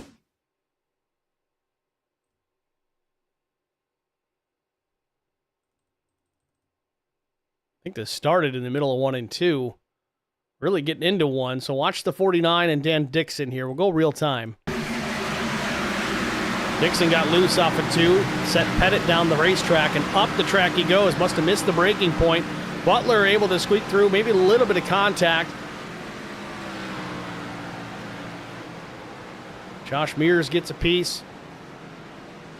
I think that's Chris Quick in the 4.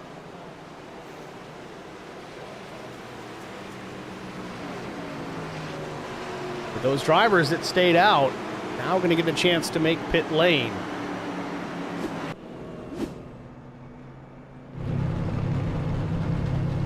Christian Strader with damage, of course. Adam Pettit the same. Chris Mefford sitting in pit lane with some damage.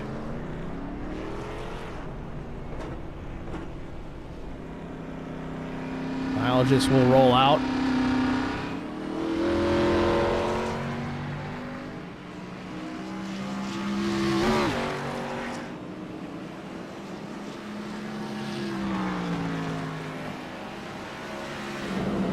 Now, through that cycle, Austin Beers was able to take the race lead away from Adam Benefiel. May have had just a nose out in front of the 0 at the time of caution.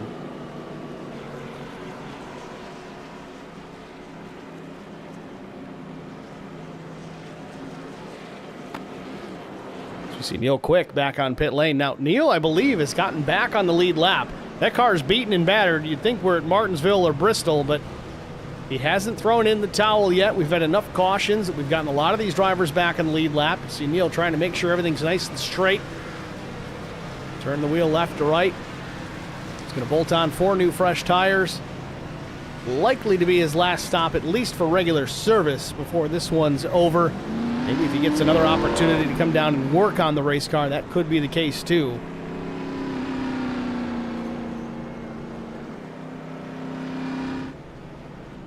Strader now, big time trouble. He hit the pit wall. He might be stuck here. Well, he gets freed up.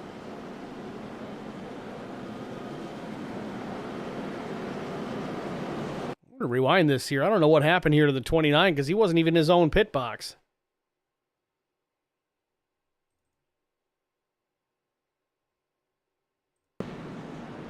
Wondering if he had maybe a steering wheel failure? It just turned left right into the pit wall. Interesting.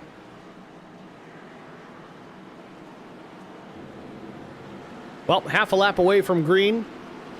Finishing up caution number 9. It'll be lap 156 when we get back underway. Austin Beers, Adam Benefiel, the front row. Austin takes the low side.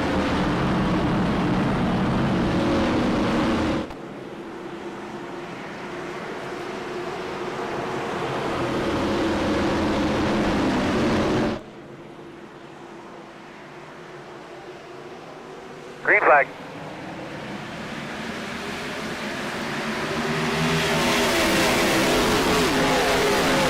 Outside lane didn't fire off. TJ Majors takes advantage. He gets up to second. Zach Millett shown in fourth alongside Adam Benefiel.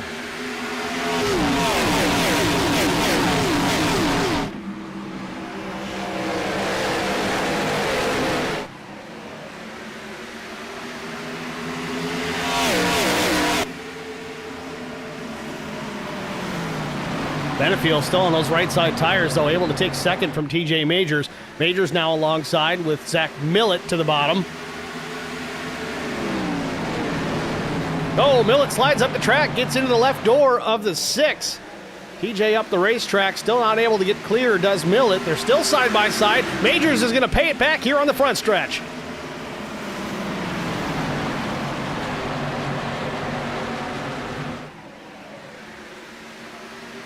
Austin Beers, Adam Benefiel, TJ Majors, the top 3. Millett unable to complete the pass, now gets back inside the 6, but to no avail. He's got to worry about Brian McCann there to the outside as well.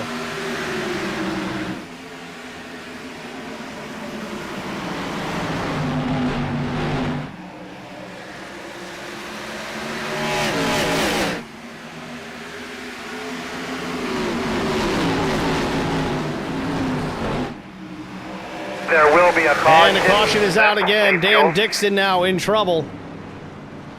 And for the 10th time, the caution comes out.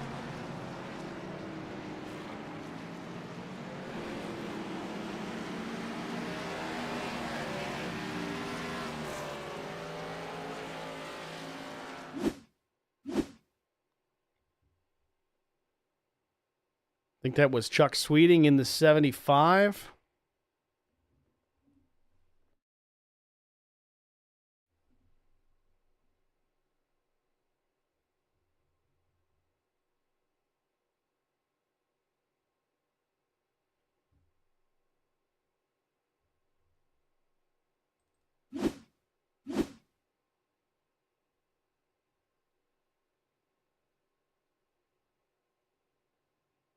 Just a little bit of contact. It's all it took.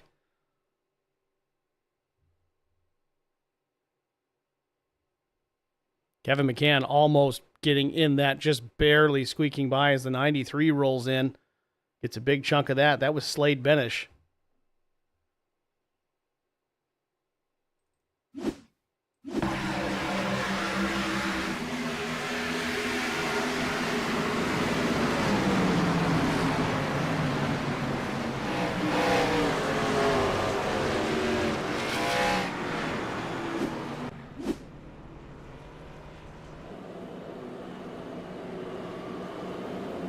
Just can't seem to get a long run in here at Iowa Speedway now. We did such a good job of it earlier.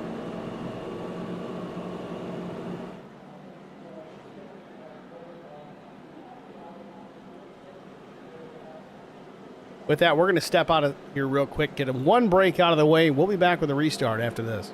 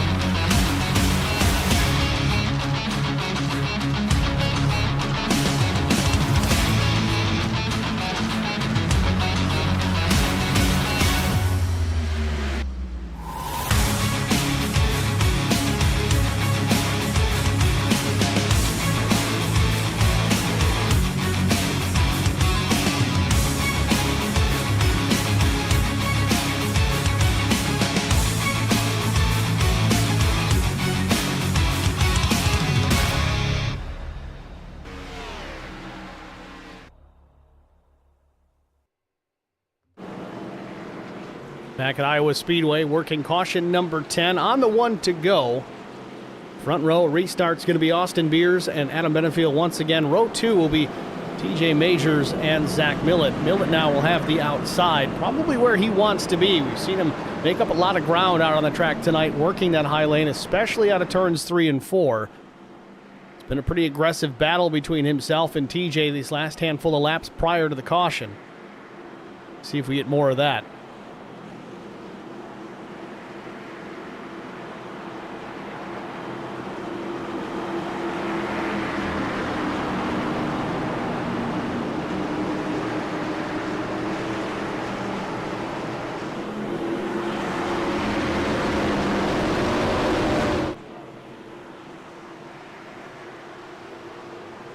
Green flag.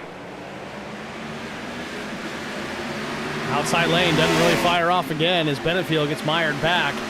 Austin able to go up the racetrack, really set up his entry into turns 1 and 2, but Majors jumps up to the second position, clear of Zach Millett, clear of Brian McCann, clear of Adam Benefield.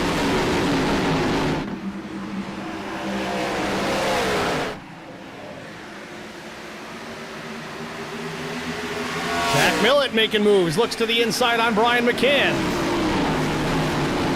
Tries to get 2 for 1, sticks the nose alongside Adam Benefield, but not going to complete that pass. Might not even get it done with Brian McCann. McCann scrapes the wall down the back straightaway, still side by side in turn number 3.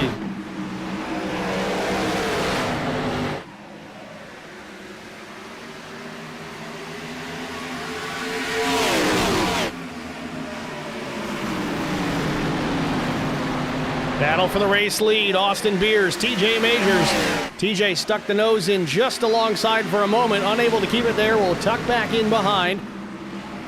Beers now puts a little distance, a tenth and a half, maybe 2, back to the 6, but TJ real good off turn number 4, closes the gap again, takes a look to the inside, nothing doing there.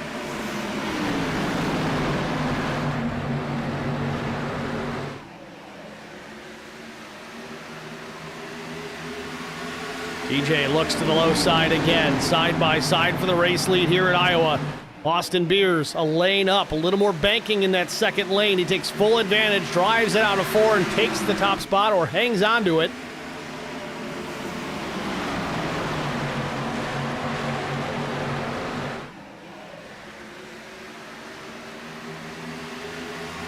So watch this battle for the lead. We'll go on board with TJ Majors.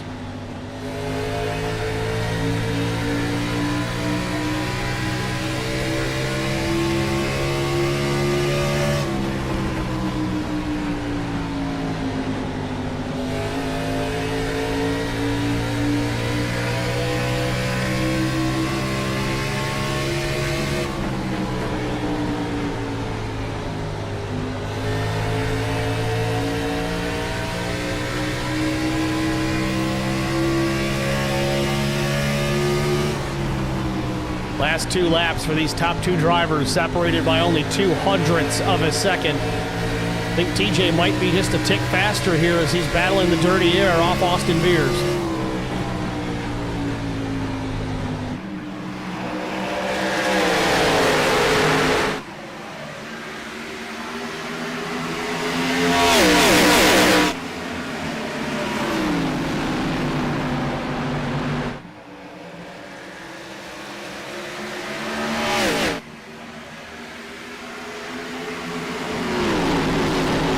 Coming to 28 laps to go. Austin Beers still hanging out of the top spot, but here comes Adam Benefield, applying a little pressure to TJ Majors here. Got alongside just a touch. Keep in mind, though, Adam out there on old left side tires. He only made a 2-tire stop to hold on to the track position. Hasn't hurt him terribly bad. Hasn't been able to mount too much of a charge, though, since then. He had a very fast race car, especially out in front. We'll see if he can do anything with these right sides.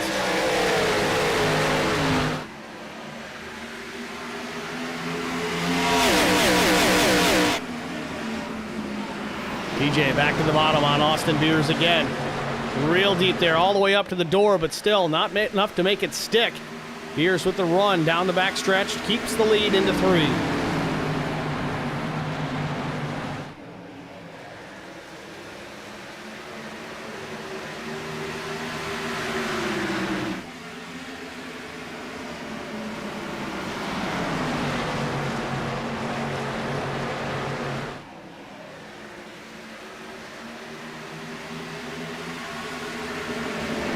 majority of the field, single file, finally getting into a rhythm here after this last restart. Again, 10 cautions here tonight.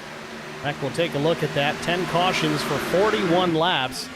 They had 8 lead changes, and Austin Beers continues to lead now with 25 laps remaining.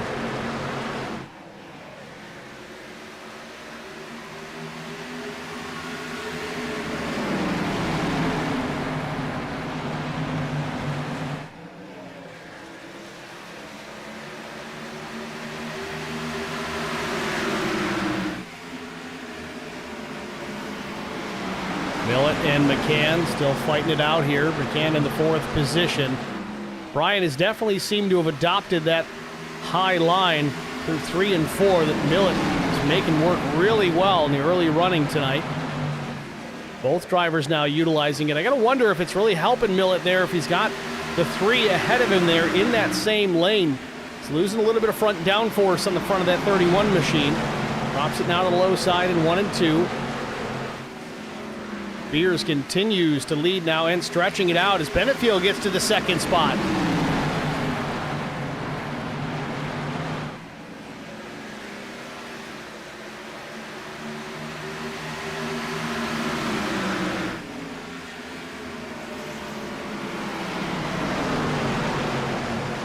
Millett finally alongside Brian McCann. Might be clear, but nowhere to slide up.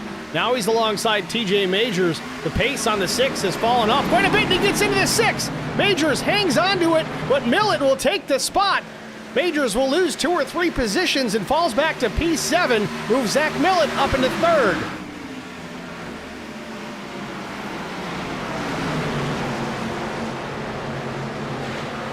Now with a little bit of clean air on the nose of the 31. Does he have the pace to run down these top 2 with less than 21 laps to go? I don't think he's done looking in the mirror, though, because here comes Cofield and Brian McCann.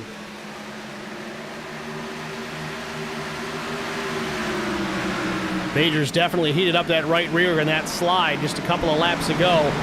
Real loose off corner exit again, gets into the fence. Hinson now trading paint with the 6 as TJ's now falling back to 8th.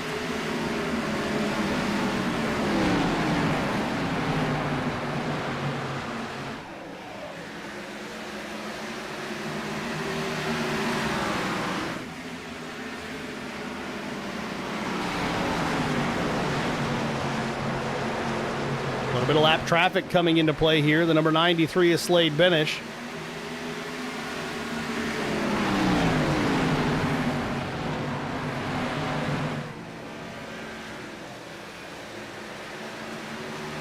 Millett had to put a lot of wheel into it there off of turn 4 to get clear of the 93. McCann will follow him through.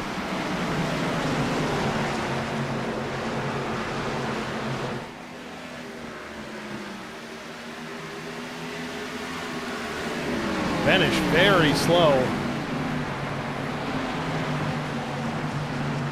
Not sure if Slade's still fighting the handle on that race car. He was involved with a pretty significant right front hit. Steering certainly not where he wants it to be as the field continues to flash by. Just hope everybody can get through clean.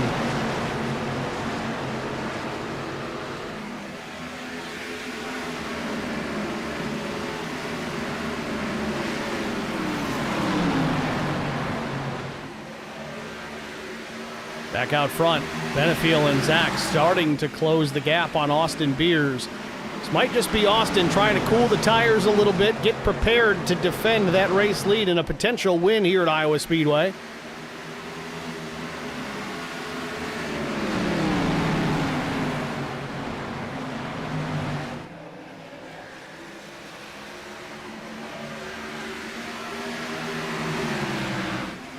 "15 laps remain. Austin Beers hold on. He's led 37 laps here tonight, wants to make it another 15. If he can do that, he'll secure his first victory of the season.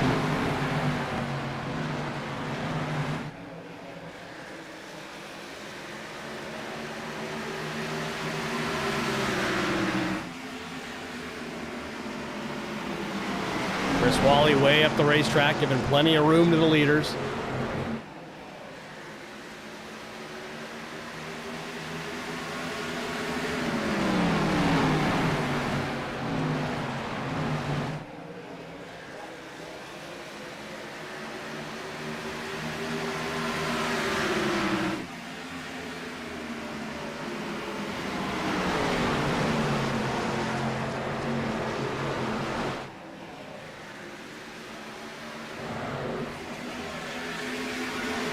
Mason Niles just trying to take the 10th spot from Brent Butler with the lap car Schofield in the middle.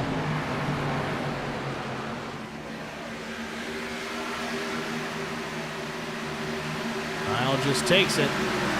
Butler, though, going to battle back around the outside. Still to no avail. We'll see if he's got anything on exit here, but Chris Wally is going to be the fly in the ointment here. Will really slow the pace of the 76 of Butler. Wally trying to stay out of the way best he can, but sometimes you just can't avoid it. Now just will build some separation between himself and Butler. Now 11 laps to go. Beers turning up the wick just a bit now, almost 4/10 the advantage back to Benefield.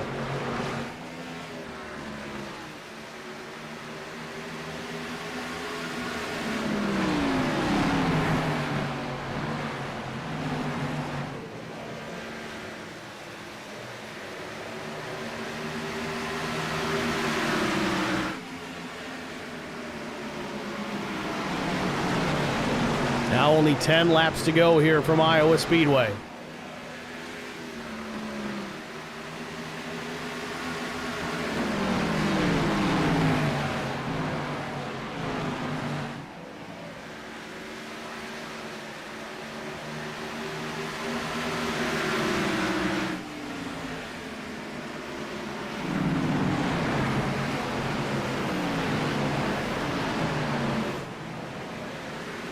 Starting to wonder if all these drivers here in the top 5 or 6 got all the good out of those tires that they had in them.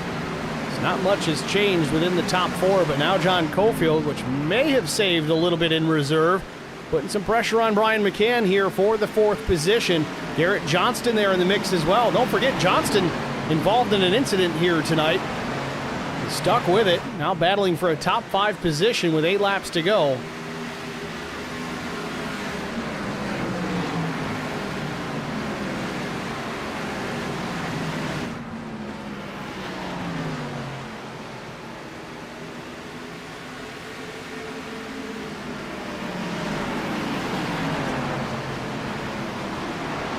Matt Mormon up the racetrack. Mormon led some laps here tonight, but now a lap down.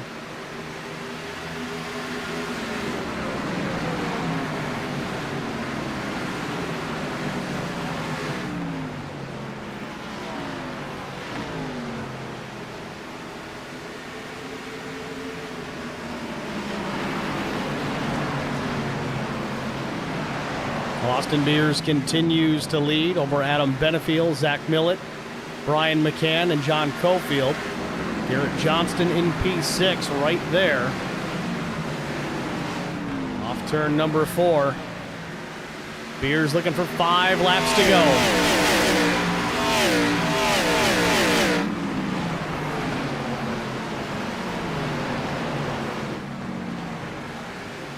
Austin stretching that lead just a slight bit more, another 10th ahead of the 41/0 of Adam Benefield.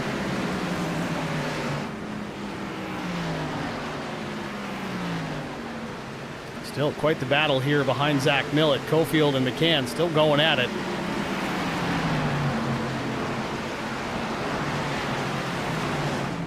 Will we make it to the end without a yellow flag? Coming to 3.5 to go now. Still watching this fight with the 58 and the 3, Cofield and McCann, but Cofield drives it deep down into 3 and 4. Millett scrapes the fence there in behind Adam Benefield, lost the nose a touch on exit.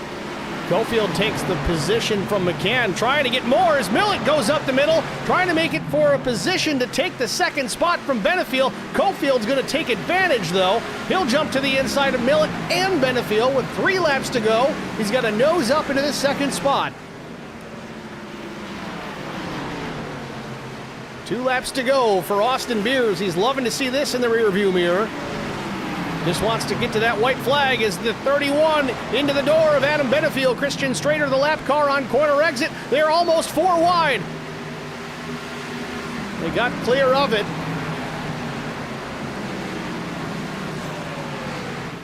Off turn number 4, Austin Beers sees the white flag. 1 lap to go.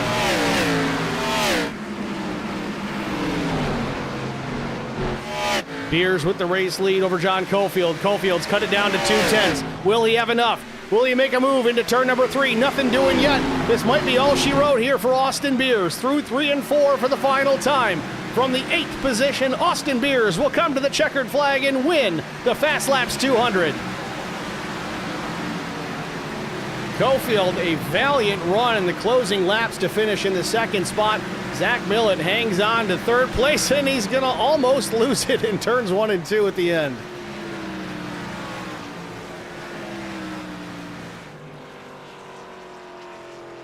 Austin Beers picking up 51 laps led here tonight, all late in the running.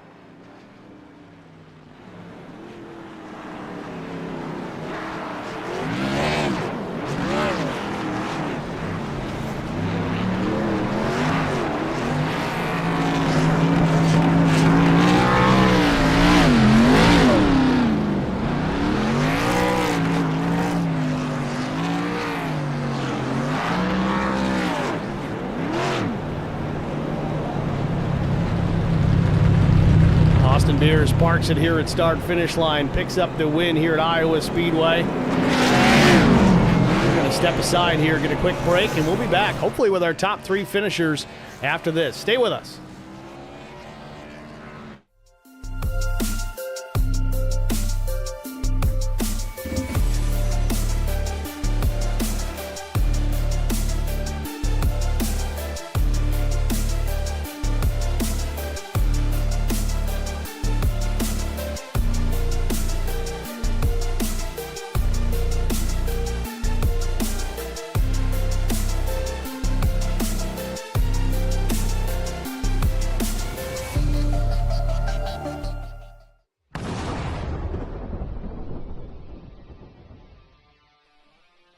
Spartan Transportation and Spartan Logistic Management is your one source for all your shipping needs.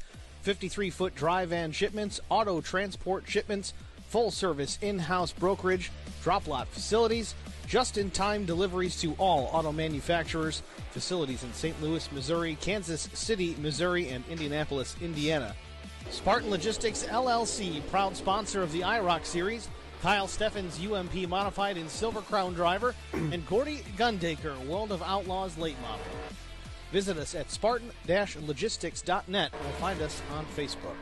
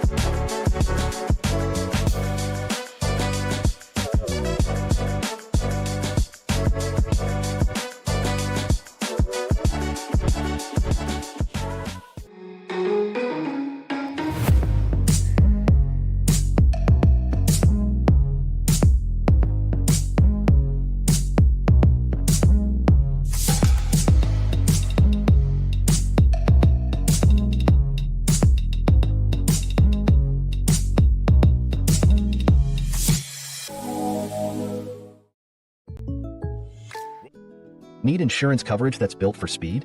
Frank Yea's office in South Charleston has your back. Whether you're blazing down the highway, protecting the home you've built, or setting up a legacy for your family, we've got the coverage you need. Auto, home, life, fast, simple, and made for you. Scan the QR code on your screen now to explore all our services and start a free quote today. Lock it in, save it for later, or call us at 304-744-7700 to get started.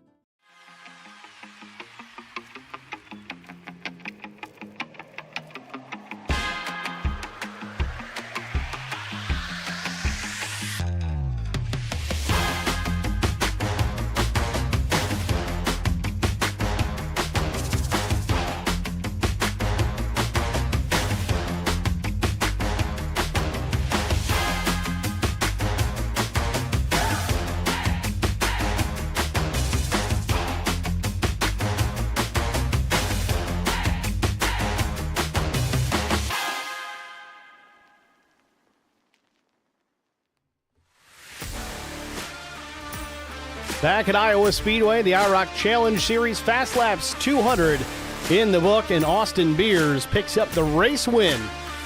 Let's see if we can get a word with the driver of the number 64 machine and pull him up into the broadcast booth. Austin at Speedway Track Limits Network. You got a copy? Yes, sir. Austin, congratulations, man. A decent qualifying position to get things underway here tonight. You worked your way up with that track position. Made some moves very early on, to no one's surprise, knowing your short track background. But going from a Tour Modified to this O'Reilly car, how do you prepare yourself to run these short tracks? Is it all that much different? Yes and no. I mean, there's a lot of tire saving in a modified, and I feel like you needed it tonight as well. We could push the right fronts off pretty easily. So, track position was very key there.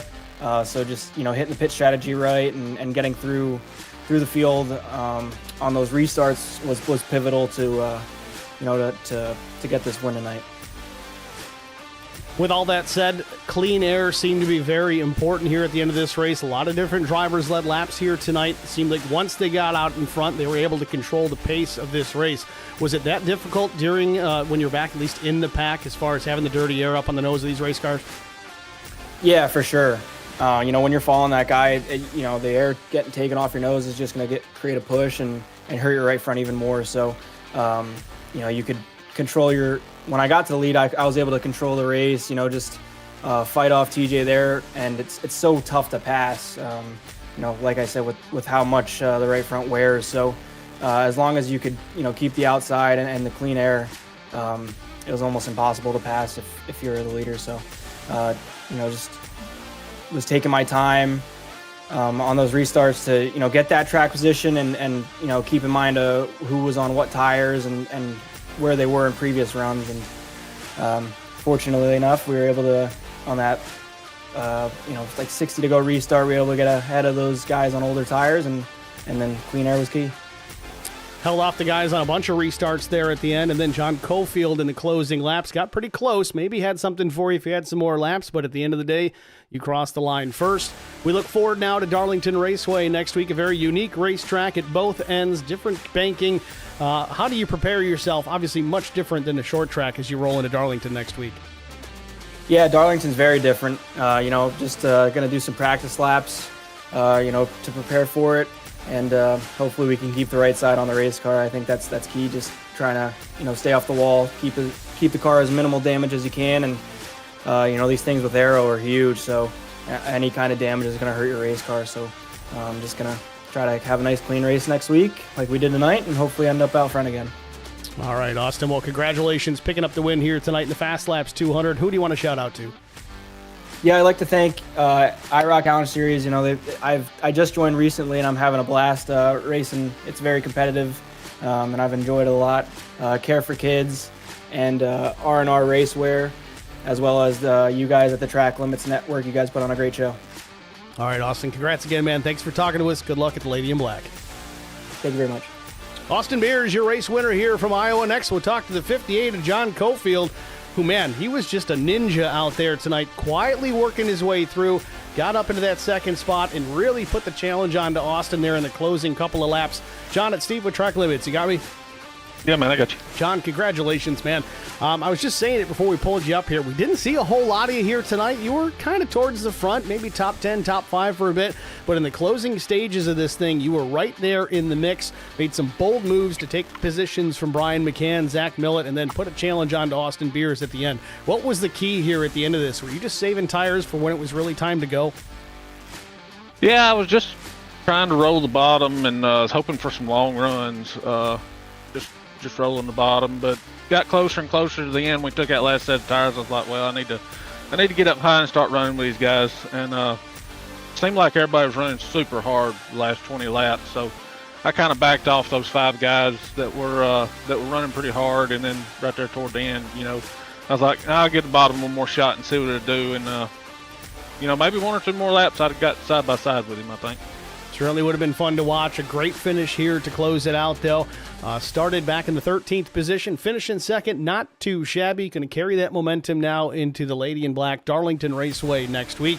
Obviously, a very different racetrack, one that you got to be careful at. But speaking of saving tires, you're going to have to do a whole lot of that next week. How do you get ready? How do you prepare yourself mentally and even physically for the Lady in Black? Yeah, that's one of the tracks I like right along here with Iowa. I love this track. Just suits my style, running the bottom, just rolling the corner. But yeah, Darlington's a whole different animal. These cars got a good bit of horsepower on them. Just try to keep the tires on them coming off the corner. All right, John. Well, again, a job well done here tonight. Who do you want to thank before we let you go? Yeah, I want to thank you, Track Limits Networks, for doing the broadcast. Can't wait to go back and watch it. Of course, Chris Wally for everything he does for the IROC series and all their sponsors. Fast Laps, really appreciate them and all the sponsors that have come on to IROC. Really appreciate all them guys. And Lions 3D Designs. All right, John. Congrats again, man. Thanks for talking to us. Good luck next week. Yeah, man. See you. John Cofield, your second place finisher here at Iowa Speedway. Next, we'll talk to Zach Millett, driver of the number 31 from Team Conti. Started outside pole. I don't know how this one worked out. Again, him and Brian McCann running the exact same time in qualifying, down to at least the thousandth place. Either way, Millett starts to the outside pole, but finishes here in the third spot after leading a handful of laps. Zach, it's Steve in the booth. You got me? Hey, Steve, got a copy. Zach, congrats, man. Third place finish. I hate to say it, third place is a salvaged finish. You had a very strong race car. Obviously, put it on the front row. Took the top spot right on the opening flag, but unable to get it back there to the race lead in the closing laps. What was the difference maker here tonight? I'm sure you've heard it a bunch, man, but that dirty air was just absolutely insane tonight. I mean, even one car, it just chopped it up enough to where you could make any ground.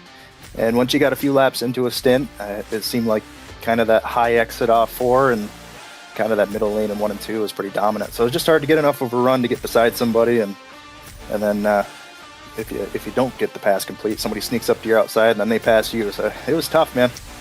We saw early on you running a rather unique line, especially in 3 and 4, at least now that you mention it. You were making some hay up there, but later on in the race, it seemed that Brian McCann had caught on as he was running in front of you at the time, using that same lane. Did the dirty air play a big factor, even if it was just the two of you up there? Yeah, definitely. Even just the one car. Yeah, the first stint was great. We had really good pace the whole time, start to finish. And I think most of it's just that clean air. But we were able to pull away from the field, and I forget who it was, but somebody had fresh tires there, and they caught us pretty quick. But it actually equalized pretty quick, and stayed ahead of them for those pit stops. The cautions were pretty tough tonight. They came out at pretty random times and kind of messed up strategy. But yeah, it's overall pretty happy with pace, and got to say sorry to TJ. TJ Majors there. Get out of my head. Yeah, I figured I was reading your mind here. I knew that was that coming. was next. Yeah, no, we just got together into 3 there. I mean, he says I ran through him, and I say he came across my nose, and it's just one of those racing things. I think I've got enough people in here that I've raced with for years to kind of let him know I didn't do anything on purpose. I would have checked up if he came across my nose a little quicker, but it is what it is. I hate it happened either way. You know, I haven't had any run-ins with anybody, and I usually don't. So either way, I'm sorry for what happened. We saw you guys get together a couple of times, and he was quick to pay it back. You door him, he'd door you, and you guys continue on. And then again, there was some contact late. I think that's what you were just referencing just now. But TJ ended up finishing back in the 9th spot. Will you talk it out a little bit more after this, or do you think it's all said and done? Yeah, it doesn't matter either way. I mean, we're both going to show up next week, and I mean, I don't know. I haven't raced with him before this season, so I don't know. I kind of race a week at a time. Whatever happens this week, I don't remember it going into next week. It's pretty much a clean slate for me. Even that earlier contact, we might have rubbed doors racing, and then I was going to look back to see if he got loose and came down, because he doored me pretty good off too, and I didn't know if it was an accident or a, hey, let's try to damage our cars and take us both out. I'm not quite sure, so I don't know. I guess we'll see next week, and I don't know. It's not how I play ball. I go week to week, and I race everybody clean. Going into next week, Darlington Raceway, a very difficult racetrack. Some of those veteran drivers likely to excel at that place. How do you feel about Darlington? Oh, I love that damn place. I love that place. I really hope we get a setup like we did tonight. I mean, this was like a pleasure. It was kind of more what I was used to running, man, with kind of like the open setups every week. It felt really good. It didn't feel like that fixed, tight type of setup, So if we have something like that at Darlington, man, I think it's going to be fun. It's either way with the competition here at IROC. it's going to be awesome.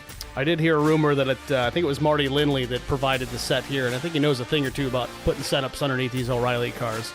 No wonder. With that said, Zach, congratulations. Third place finish here tonight. Thanks for talking to us. Who do you want to shout out to? Well, first I want to give a shout out to Garrett Johnston there for the little boost at the line. Got me that P3. So it was kind of chaotic there. I got to start racing, trying to finish ahead of Brian. He's coming up in the points pretty quick, so I got to try to stay ahead of him. So thanks to Garrett for that little boost there. Thanks to you, Track Limits Network, for the broadcast as always. Big thanks to Team Conti Sim Performance, IROC Series, Chris Wally, everything he does, everybody behind the scenes, America Racing, Track Bar Media, EMR Paintball, and that S4 guy on Twitch. We're going to upload this to YouTube after and watch the chaos over.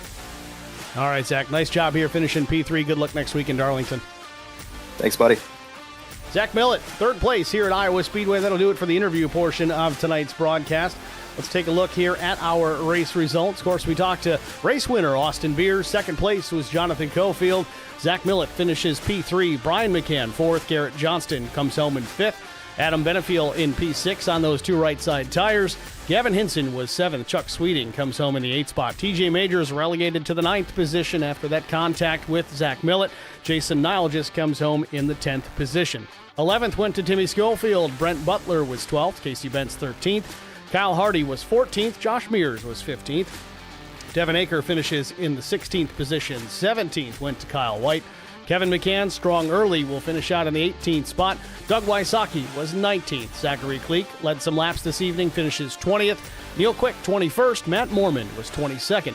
Chris Wally, 23rd. 24th was Slade Benish.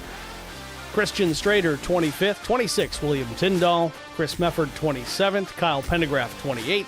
Dan Dixon, 29th. 30th went to Chris Quick. 31st, Adam Pettit. Carson Quapple out of this one early. 32nd, 51 laps down. Cody Wally, a tough night as well, 33rd. Steve Durbin finishes 34th. Kyle Campbell was 35th. 36th place went to Shane Haas. Cameron Brownell, 37th. 38th, Chris Harrison. Mike Koch, 39th. And the 40th and 41st positions, they did not take the green flag tonight. Craig Bristol and Pete Ruzick. That is your race results here from the Fast Laps 200 from Iowa Speedway. That's going to do it for us. Thank you guys for tuning in here this evening. It was definitely a fun one to call.